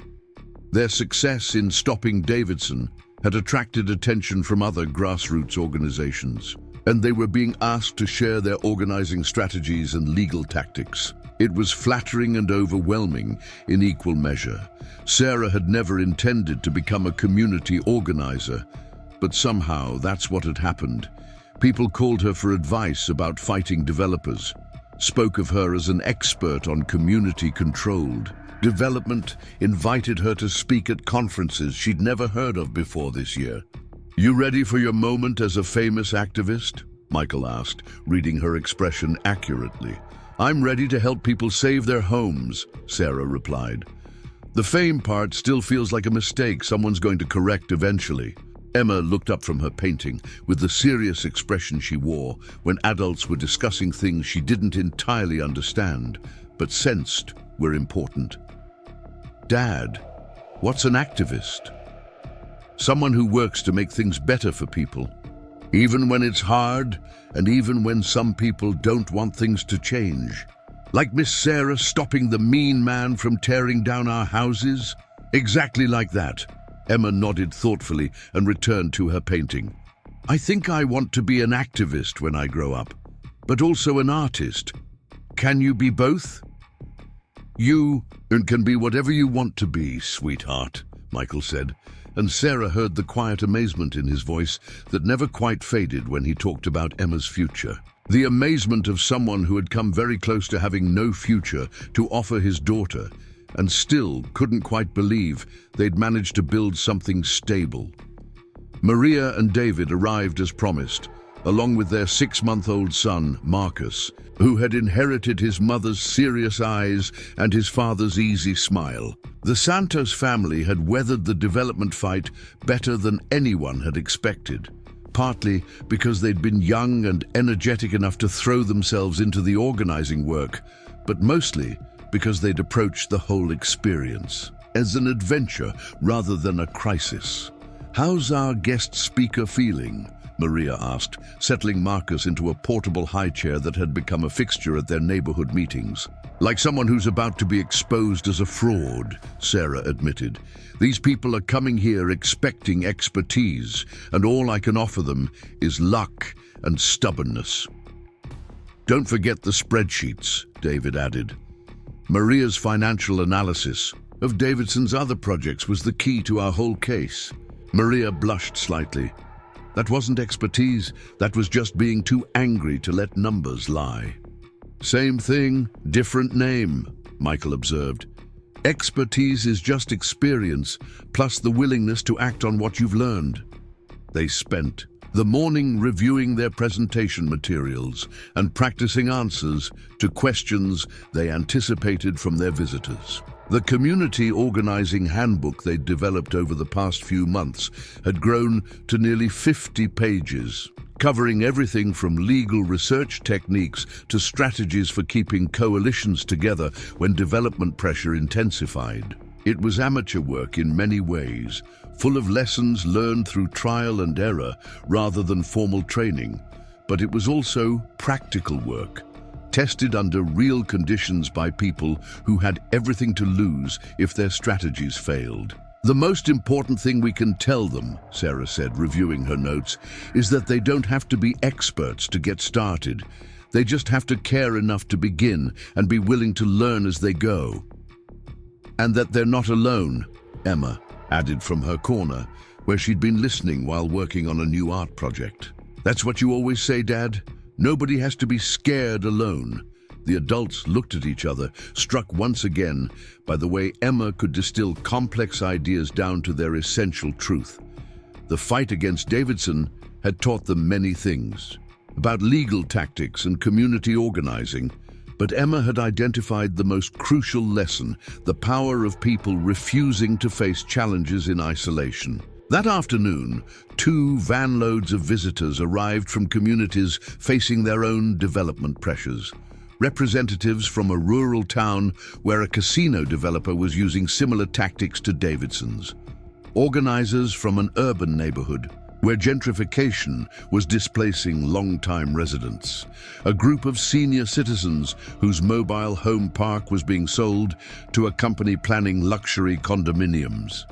12 people in total, each carrying folders of documentation and expressions that Sarah recognized from her own early days of fighting Davidson. The look of people who were overwhelmed by the scope of what they were facing, but determined to fight anyway. Sarah found herself in the unexpected role of host and expert, welcoming people into her grandmother's living room and offering advice, based on experience she'd gained through necessity rather than choice. It felt surreal to be the person others looked to for guidance, but also strangely natural. "The first thing you need to understand," she began, once everyone was settled with coffee and the notebooks Maria had prepared, "is that developers like the ones you're facing depend on you feeling isolated and powerless.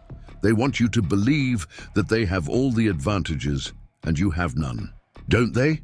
asked Elena, the organizer from the urban neighborhood. "I mean, they have money, lawyers, political connections. We have good intentions and weekend time." "They have those things," Maria agreed, "but they also have weaknesses that they don't want you to discover. They depend on processes happening quickly and quietly. They need communities to stay divided. They can't afford to have their track records examined too closely."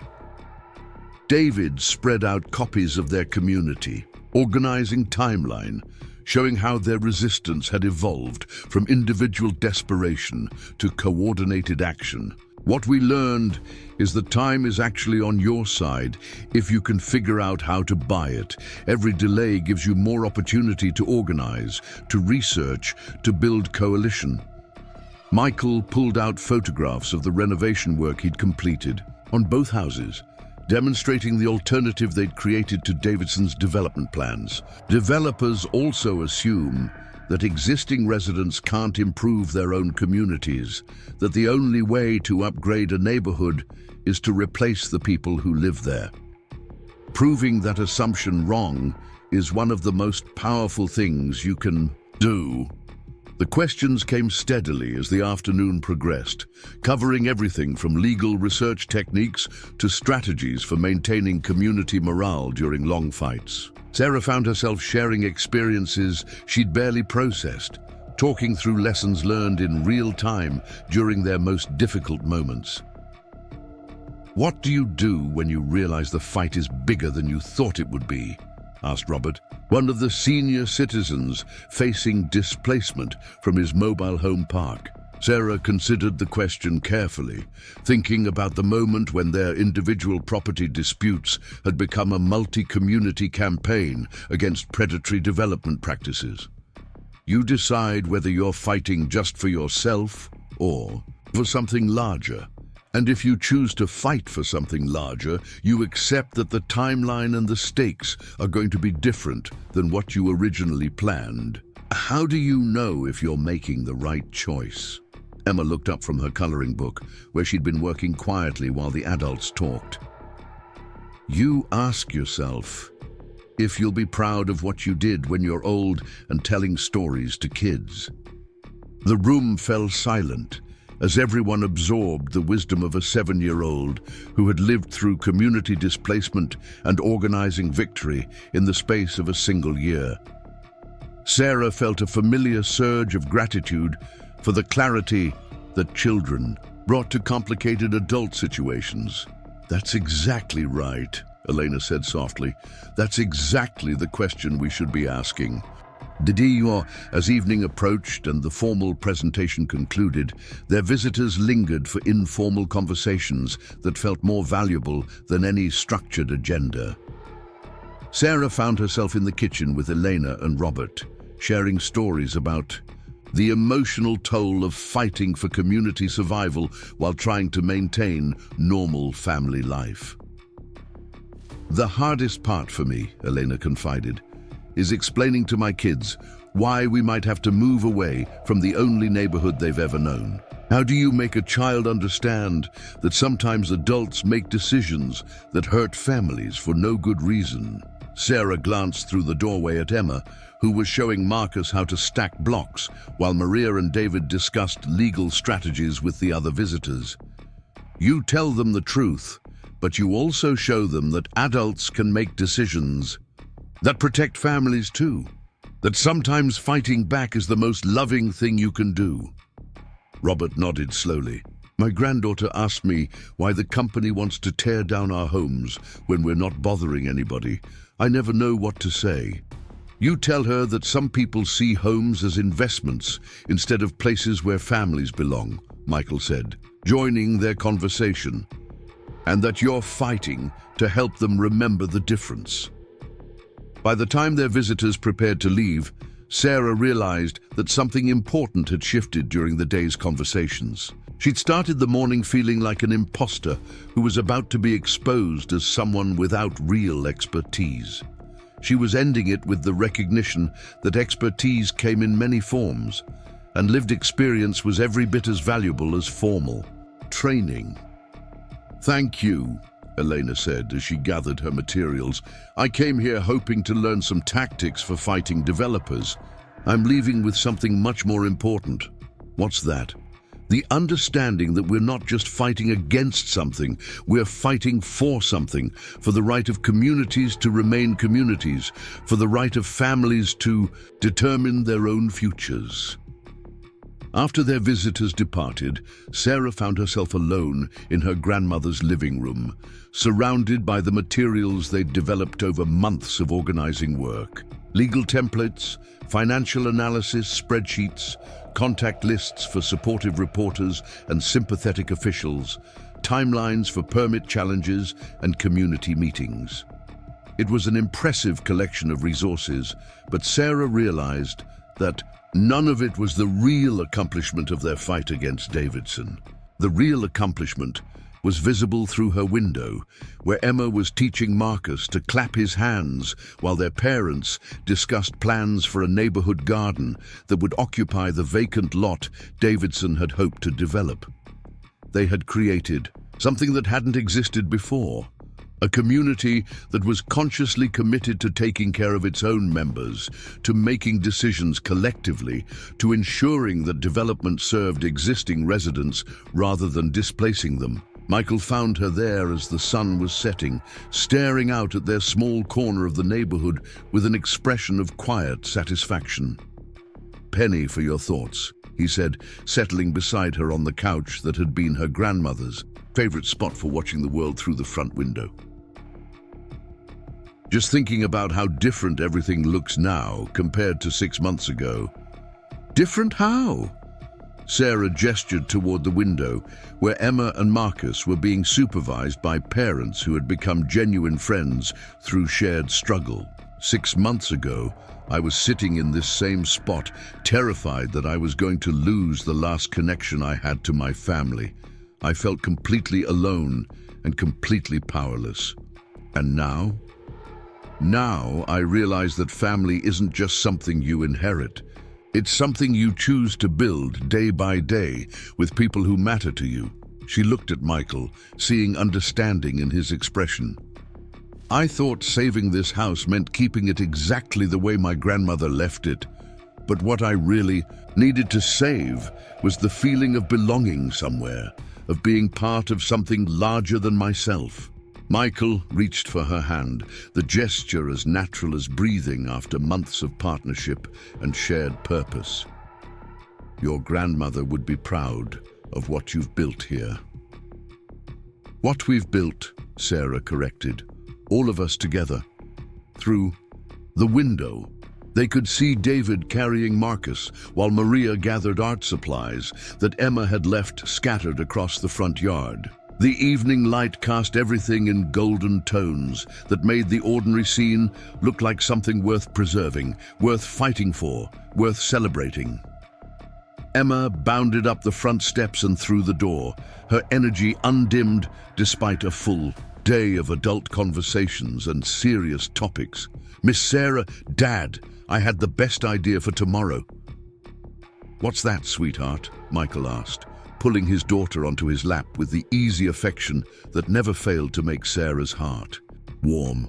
"We should plant flowers along the fence between our houses, not to separate them, but to make them beautiful together, like a bridge made of pretty things." Sarah felt tears prick her eyes at the image Emma had created. A bridge made of pretty things, connecting spaces that had once seemed separate, creating beauty that belonged to everyone who cared for it. "I think that's a wonderful idea," she said. "What kind of flowers should we plant?" "All kinds, ones that bloom at different times so there's always something pretty to look at. and ones that butterflies like, and ones that smell good, and maybe some vegetables too, because they're pretty and you can eat them. As Emma chatted about her ambitious gardening plans, Sarah realized that the child had articulated something profound about the kind of community they'd been building. Not a place where everything was the same, but a place where different kinds of beauty could flourish together, where practical needs and aesthetic pleasure could coexist, where people could contribute according to their abilities and benefit, according to their needs. It wasn't the neighborhood Sarah had grown up in, and it wasn't the future she'd planned when she'd first moved back to care for her grandmother. But it was something better than either of those things. It was a community they'd chosen to create together, built on the foundation of people who decided to take care of each other. 6 months later, Sarah stood in her grandmother's garden, harvesting tomatoes that Emma had helped plant in the spring.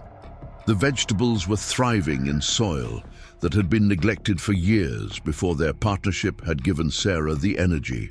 And Hope needed to tend it properly. Michael was visible through the gap in the fence that they'd widened into a proper gateway, teaching Marcus to walk in the shade of fruit trees they'd planted as a joint project between their 2 yards. Emma was at the local elementary school, where she'd started 2nd grade with the confidence of a child who knew her address was permanent and her community was strong. The phone rang, as it did several times a week now, with calls from communities facing their own development pressures. Sarah had become an unofficial consultant for grassroots organizing efforts, offering advice and encouragement to people who were just beginning to understand that they had more power than they'd realized. Today's call was from a fishing village in Maine, where a resort developer was using tactics similar to Davidson's. Sarah listened to their situation, took notes about their specific challenges, and promised to send them copies of the organizing materials that had proven most effective. The most important thing to remember, she told the caller, is that you're not fighting just for yourselves. You're fighting for the principle that communities should have a say in their own futures. That makes the work bigger than any individual property dispute, but it also makes it more powerful. After she hung up, Sarah returned to her garden, thinking about the conversation and about the path that had led her from desperate isolation to this moment of abundance and connection. She'd set out to save her grandmother's house and had ended up helping to save an entire model of community development. She'd tried to preserve the past and had ended up helping to create a future worth believing in. The sound of laughter drifted over from Michael's yard, where Emma had apparently returned from school and was regaling Marcus with stories from her day. Sarah could hear fragments of the conversation: adventures at recess, a new book the teacher had read, plans for an art project that would require supplies from both houses. This was the victory that mattered most, Sarah realized. Not the legal triumph over Davidson, not the recognition from other communities, not even the financial stability that had allowed her to remain in her grandmother's house. The victory that mattered was the sound of children's laughter in a place where they felt they belonged, where they could plan for the future with confidence, where they understood that adults would fight to protect what mattered most. As the sun set over their small corner of the neighborhood, painting the sky in shades of gold and pink that would have made Emma reach for her art supplies, Sarah felt the deep satisfaction of someone who had discovered that the best way to save what you love is to share it with people who love it too. The bridge made of pretty things that Emma had envisioned was blooming along their fence line, connecting spaces that had once seemed separate, creating beauty that belonged to everyone who tended it. And beyond the flowers, beyond the shared gardens and jointly owned fruit trees, was something even more valuable: the knowledge that home wasn't just a place you happened to live, but a community you chose to build, one act of mutual care at a time. Davidson had tried to tear down their neighborhood, but in fighting him, they'd discovered how to build something stronger than what had existed before.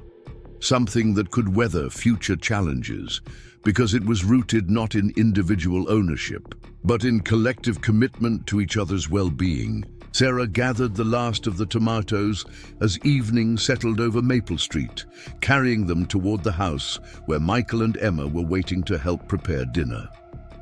Tomorrow would bring new challenges, new calls for advice from other communities, new opportunities to extend the model they'd created to places where families were still fighting to remain in neighborhoods they'd helped build. But tonight, surrounded by the abundance of gardens they'd planted together and the laughter of children who knew they were home, Sarah felt the quiet satisfaction of someone who had learned that the most radical act of all was simply deciding to stay, to fight, to build something worth keeping. The revolution, she understood now, wasn't about changing the system from the outside. It was about creating alternatives so compelling that the old ways of doing things became impossible to justify. It was about proving that communities could take care of themselves if they were given the chance, that neighbors could solve problems together if they were willing to try, that families could flourish when they were rooted in places where they felt they belonged. As she opened the door to warmth and welcome, to the smell of dinner cooking and the sound of Emma explaining her day's adventures to anyone who would listen, Sarah knew that her grandmother would have approved of what they'd built here. Not because it preserved the past unchanged, but because it honored the values that had made the past worth remembering. The commitment to care for neighbors, the determination to build something lasting, the faith that love expressed through daily action could overcome even the most overwhelming challenges. The house was full of voices and laughter, full of the kind of life that made empty buildings into homes and strangers into family. Outside, the bridge made of pretty things bloomed in the gathering darkness, connecting what had once been separate, creating beauty that belonged to everyone who had the courage to tend it. This was what victory looked like, not a single moment of triumph, but a way of living that made triumph possible every single day. 2 years after their first meeting in the snow-covered driveway, Sarah Chen stood in the kitchen of what everyone now called the community house, watching Michael teach a group of neighborhood children how to measure ingredients for their weekly cooking class. Emma, now 9 and full of the confidence that came from knowing her place in the world was secure, was demonstrating proper knife safety techniques to 6-year-old Marcus Santos while explaining why vegetables needed to be cut just so to cook evenly. The kitchen had been completely renovated through what they'd come to call community barn raising, a weekend project that had involved 12 families, countless potluck meals, and the kind of collaborative problem-solving that had become their neighborhood's signature approach to challenges. The result was a space designed not just for one family's meals, but for the cooking classes, community dinners, and preservation workshops that had become central to their shared life. Michael caught Sarah's eye across the counter where he was, helping 2 teenagers from 3 streets over learn to fold dumplings. His smile held the easy contentment of someone who had found his place in the world, but also something deeper. The quiet amazement of a man who had expected to lose everything, and instead had discovered abundance he'd never imagined possible. Their own relationship had evolved with the same careful intentionality that had characterized all their major decisions. The partnership that had begun as financial necessity had deepened into something that encompassed shared parenting, collaborative home ownership, and a love that had grown from mutual respect rather than desperate romance.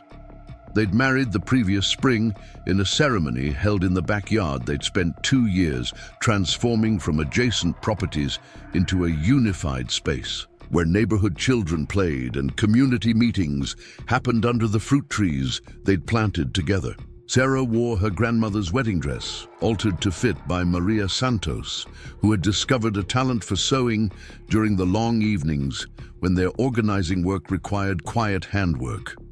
Michael wore a suit that David had helped him shop, For the kind of celebration that required everyone's participation, because individual milestones belonged to the whole community. Emma had served as both flower girl and master of ceremonies, distributing handmade programs that included not just the wedding details, but also updates on the community garden project, announcements about the upcoming neighborhood festival, and a detailed report on the butterfly population that had established itself along their famous flower bridge. The ceremony itself had been officiated by Judge Martinez, who had become an unofficial patron of their community organizing efforts after witnessing their courthouse victory over Davidson Development. In his remarks, he'd noted that marriage was like community building. It required daily commitment to shared values, the willingness to solve problems together, and faith that what you built through mutual care would prove stronger than whatever forces tried to tear it apart. Now, watching Michael guide young hands through the precise folding techniques his own father had taught him decades ago, Sarah reflected on how perfectly the judge's analogy had proven. Their marriage was inseparable from their community work, their family life inseparable from their commitment to neighbors who had become extended family through shared struggle and mutual support. The cooking class was interrupted by the arrival of Emma's best friend Lily, whose family had moved to the neighborhood 6 months ago, specifically because they'd heard about the community organizing work and wanted to be part of something larger than individual home ownership. Lily burst through the back door with the dramatic flair of a child who had important news to share. "Emma, Sarah, Michael, you have to come see what's happening at the Davidson site." Sarah felt her stomach tighten at the mention of Davidson's name. The developer had disappeared from their immediate vicinity after the restraining order and subsequent legal challenges, but his company continued operating in other communities. They'd heard rumors about new projects and different tactics, but nothing that directly threatened their neighborhood. "What kind of something?" Michael asked, wiping his hands on a dish towel with the careful attention he brought to any potentially concerning news. "Trucks and people with clipboards, and someone is putting up signs." Emma and Marcus exchanged glances with the serious consideration of children who had learned that adult concerns sometimes became community emergencies. "Should we go investigate?" Emma asked. Sarah nodded, turning off the stove and gathering the cooking class participants for an impromptu field trip.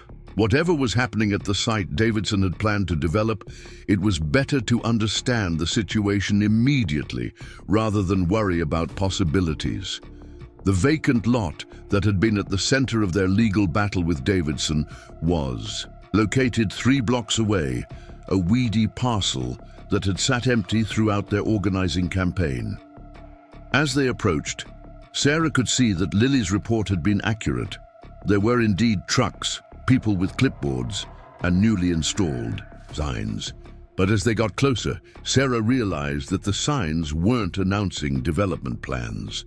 They were advertising a community land trust, a cooperative ownership model that would allow neighborhood residents to collectively manage the property for community benefit rather than private profit.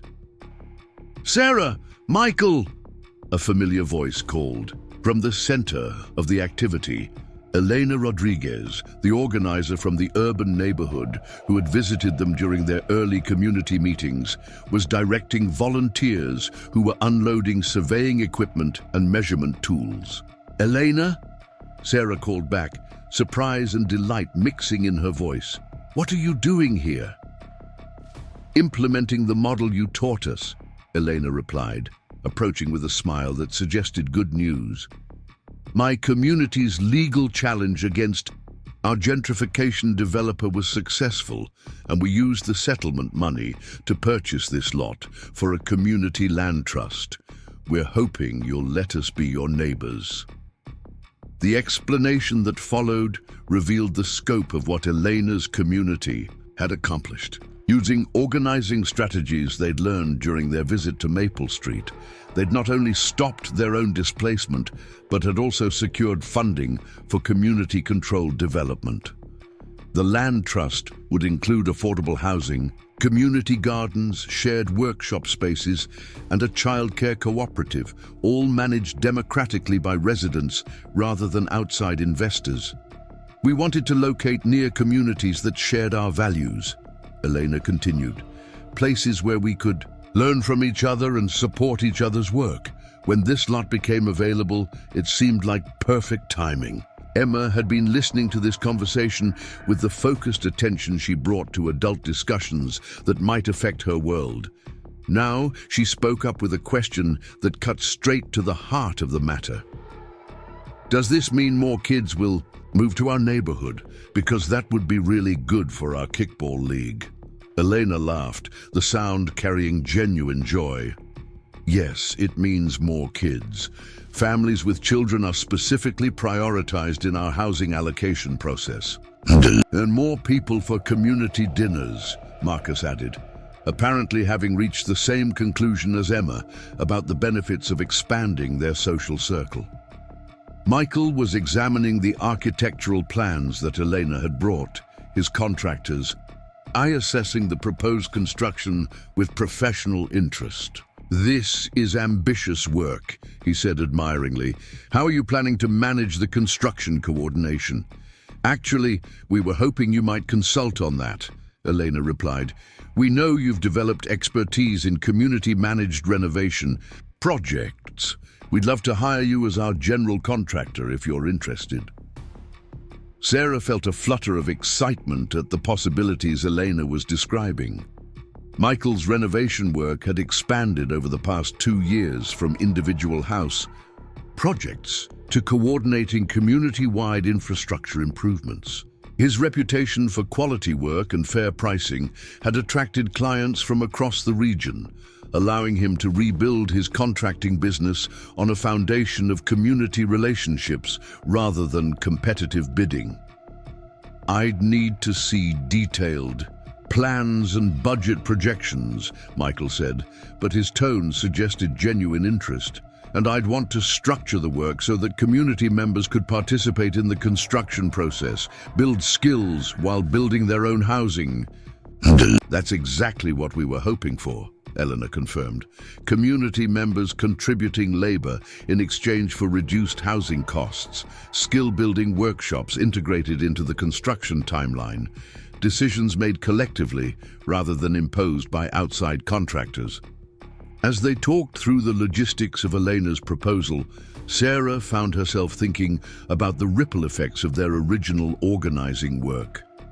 What had started as a desperate attempt to save individual homes had evolved into a model for community development that was spreading to other neighborhoods, creating networks of mutual support that extended far beyond their original geographical boundaries. The children had wandered off to explore the lot, and Sarah could hear Emma explaining to Lily and Marcus about proper soil testing techniques and the importance of checking for utility lines before digging.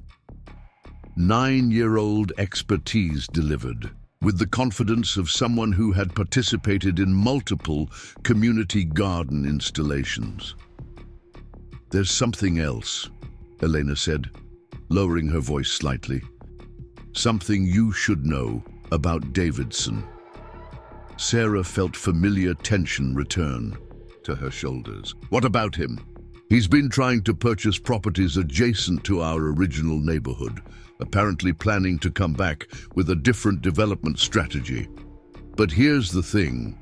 Communities that have gone through organizing campaigns like ours are much harder targets for predatory developers.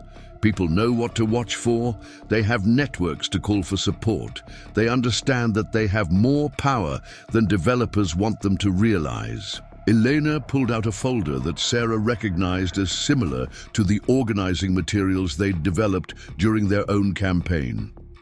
We've been sharing your handbook with other communities, and they've been adapting it to their own situations. There's a whole network now of neighborhoods that are using community organizing strategies to prevent displacement and create community-controlled development. The scope of what Elena was describing took Sarah's breath away. Their small victory over one developer in one neighborhood had somehow contributed to a movement that was reshaping how communities across multiple states approached development pressure. "How many communities?" Sarah asked. 17 that I know of directly. Probably more that are using the strategies without us knowing about it, and the success rate is impressive. Communities that organize proactively before development pressure intensifies are much more likely to maintain control over their own futures. Michael looked up from the architectural plans he'd been studying. What Elena's describing is exactly what we hoped would happen when we started this work. Individual solutions that become community solutions that become movement solutions. Emma's voice carried across the lot as she directed Marcus in the proper technique for measuring property boundaries. You have to be very careful about where the lines are, because that's how you know what belongs to everyone together and what belongs to just one family. Sarah smiled at her stepdaughter's unconscious articulation of the principles that had guided all their community development work. The careful attention to boundaries that respected individual needs while creating space for collective action. The understanding that some things belonged to everyone together and needed to be protected as shared resources. Over the following weeks, Sarah found herself drawn into Elena's project as an informal advisor and enthusiastic supporter. The community land trust model was more complex than their own neighborhood organizing had been, requiring legal expertise and financial structures that went beyond their experience. But the underlying principles were familiar: democratic decision-making, community control of resources, development that served existing residents rather than displacing them. Michael had accepted Elena's offer to serve as general contractor for the housing construction, structuring the work as a series of skill-building workshops that would allow community members to participate directly in creating their own homes. Emma had appointed herself as the official liaison between the new development and their existing neighborhood, a role that primarily involved ensuring that the newcomers understood local protocols for kickball games and community dinners. The integration of Elena's community with their existing neighborhood happened with surprising ease, partly because both groups shared similar values and organizing experience, but mostly because children were universally excellent at breaking down artificial barriers between communities. Within a month of the first families moving into the land trust housing, Sarah couldn't remember which children belonged to which community. They all seemed to flow seamlessly between houses, yards, and activities. The success of Elena's project attracted attention from urban planners, community development specialists, and other neighborhoods facing similar challenges. Sarah found herself fielding phone calls from graduate students writing theses about community organizing, from city officials interested in replicating their model, from journalists writing about alternatives to market-driven development. It was flattering and overwhelming in equal measure. Sarah had never intended to become an expert on anything beyond children's literature and household budgeting, but somehow her experience had become valuable to people facing challenges she recognized from her own not-so-distant past. "The thing people don't understand," she told a reporter from the state capitol who was writing about community land trusts, "is that we didn't start with expertise. We started with necessity and figured out solutions as we went along. Most of what we know, we learned by making mistakes and trying again." "But that's exactly what makes your model replicable," the reporter replied. "People can't replicate expertise they don't have, but they can replicate willingness to try and commitment to keep trying until something works." That evening, Sarah repeated the conversation to Michael as they worked together in the garden that had expanded to include vegetables, herbs, flowers, and fruit trees that supplied both their own family and the weekly community dinners that had become a neighborhood tradition. "She's right, you know," Michael said, harvesting tomatoes with the careful attention he brought to everything that required nurturing. "What we've built here isn't based on having special knowledge or unusual resources. It's based on being willing to try solutions that prioritized community well-being over individual profit." Sarah looked around at the evidence of their experiment in community-controlled development, houses that had been renovated through cooperative labor and shared resources, gardens that fed multiple families and provided learning opportunities for children, shared workshop spaces where neighbors taught each other skills and collaborated on projects too large for individual households. Most importantly, she saw children who were growing up with the understanding that communities could solve problems together, that neighbors had responsibilities to each other, that homes belonged to the people who lived in them rather than to distant investors who saw them only as financial instruments. Emma and Marcus were visible through the gap in the fence that had evolved from a simple gateway into an elaborate archway covered with climbing vines and decorated with art projects from the neighborhood children. They were engaged in what appeared to be a complex negotiation about the rules for a new game that involved multiple yards and required cooperation from several families. "The rules have to be fair for everyone," Emma was explaining seriously, "and if someone doesn't like a rule, we have to talk about it until we figure out something that works better." "What if we can't agree?" Marcus asked. "Then we ask the grown-ups to help us think of more options, but usually we can figure it out ourselves if we really try." Sarah felt the familiar surge of pride and hope that came from watching children internalize the principles of democratic decision-making and collaborative problem-solving. These kids were growing up in a community that modeled alternatives to winner-take-all competition, that demonstrated the possibility of abundance through cooperation rather than scarcity through individual accumulation. The phone rang, as it did most evenings now, with calls from communities seeking advice about organizing campaigns or community development projects.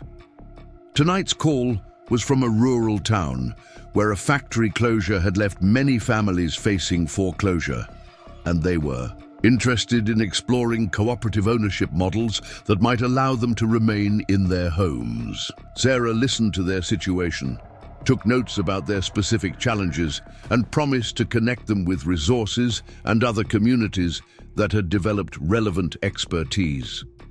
It was the kind of call that had become routine, but that still filled her with amazement at the networks of mutual support that had grown from their original desperate attempt to save individual homes.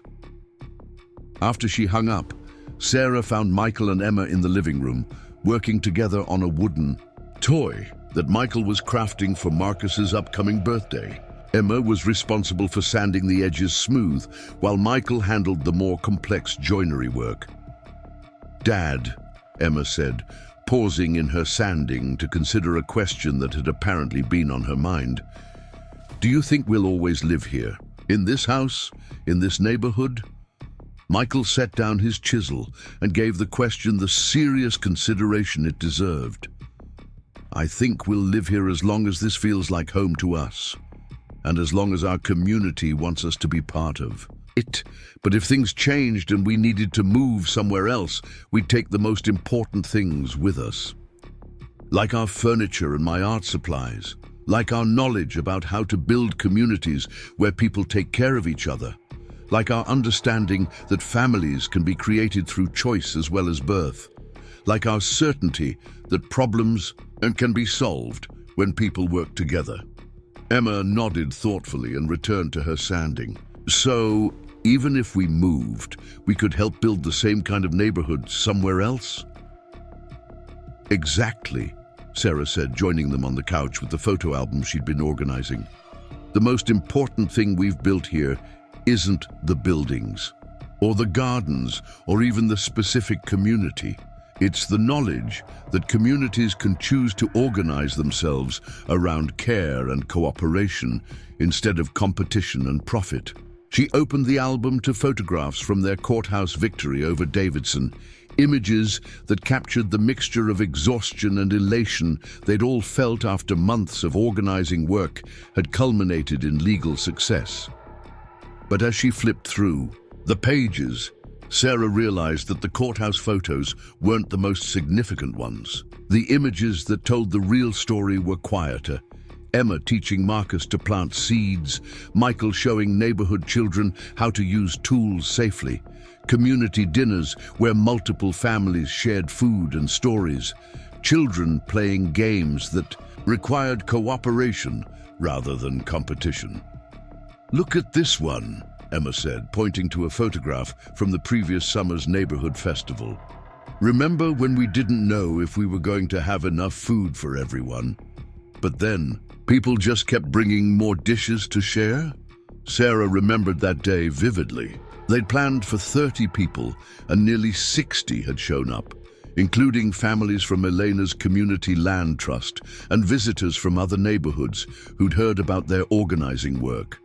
Instead of running out of food, they'd ended up with abundance because everyone had contributed according to their ability and shared according to the community's needs. "That's what I mean about taking the most important things with us," Michael said, looking at the photograph. "The understanding that there's enough for everyone if we organize ourselves around sharing rather than accumulation."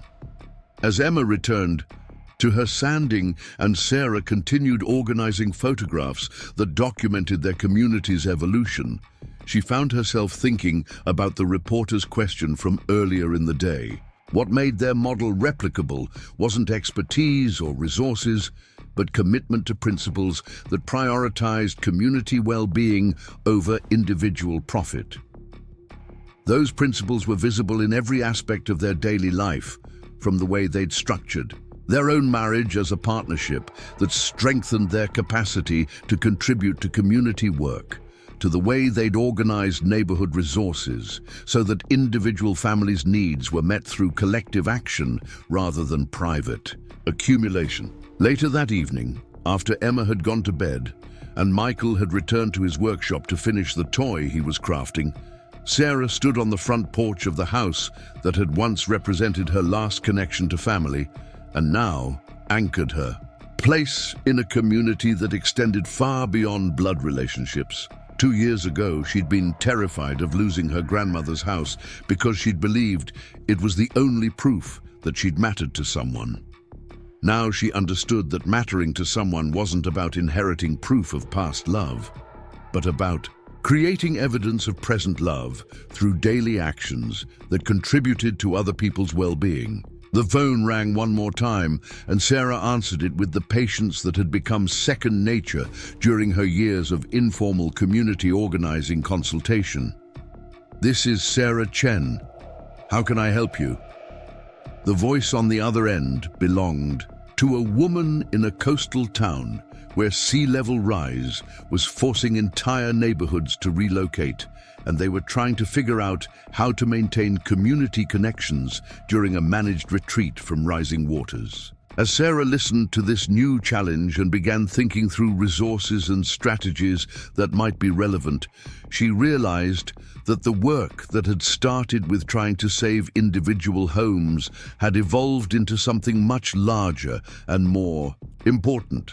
They were helping communities learn that they had the power to shape their own futures, that democratic decision-making was possible even in the face of overwhelming challenges, that mutual aid and cooperative ownership could create abundance that individual accumulation never achieved. Outside her window, the flower bridge that Emma had envisioned years ago was blooming under the streetlights, connecting spaces that had once seemed separate, creating beauty that belonged to everyone who cared for it. Beyond the flowers, the lights were on in houses where families were building lives rooted in the understanding that home wasn't just a place you happened to live.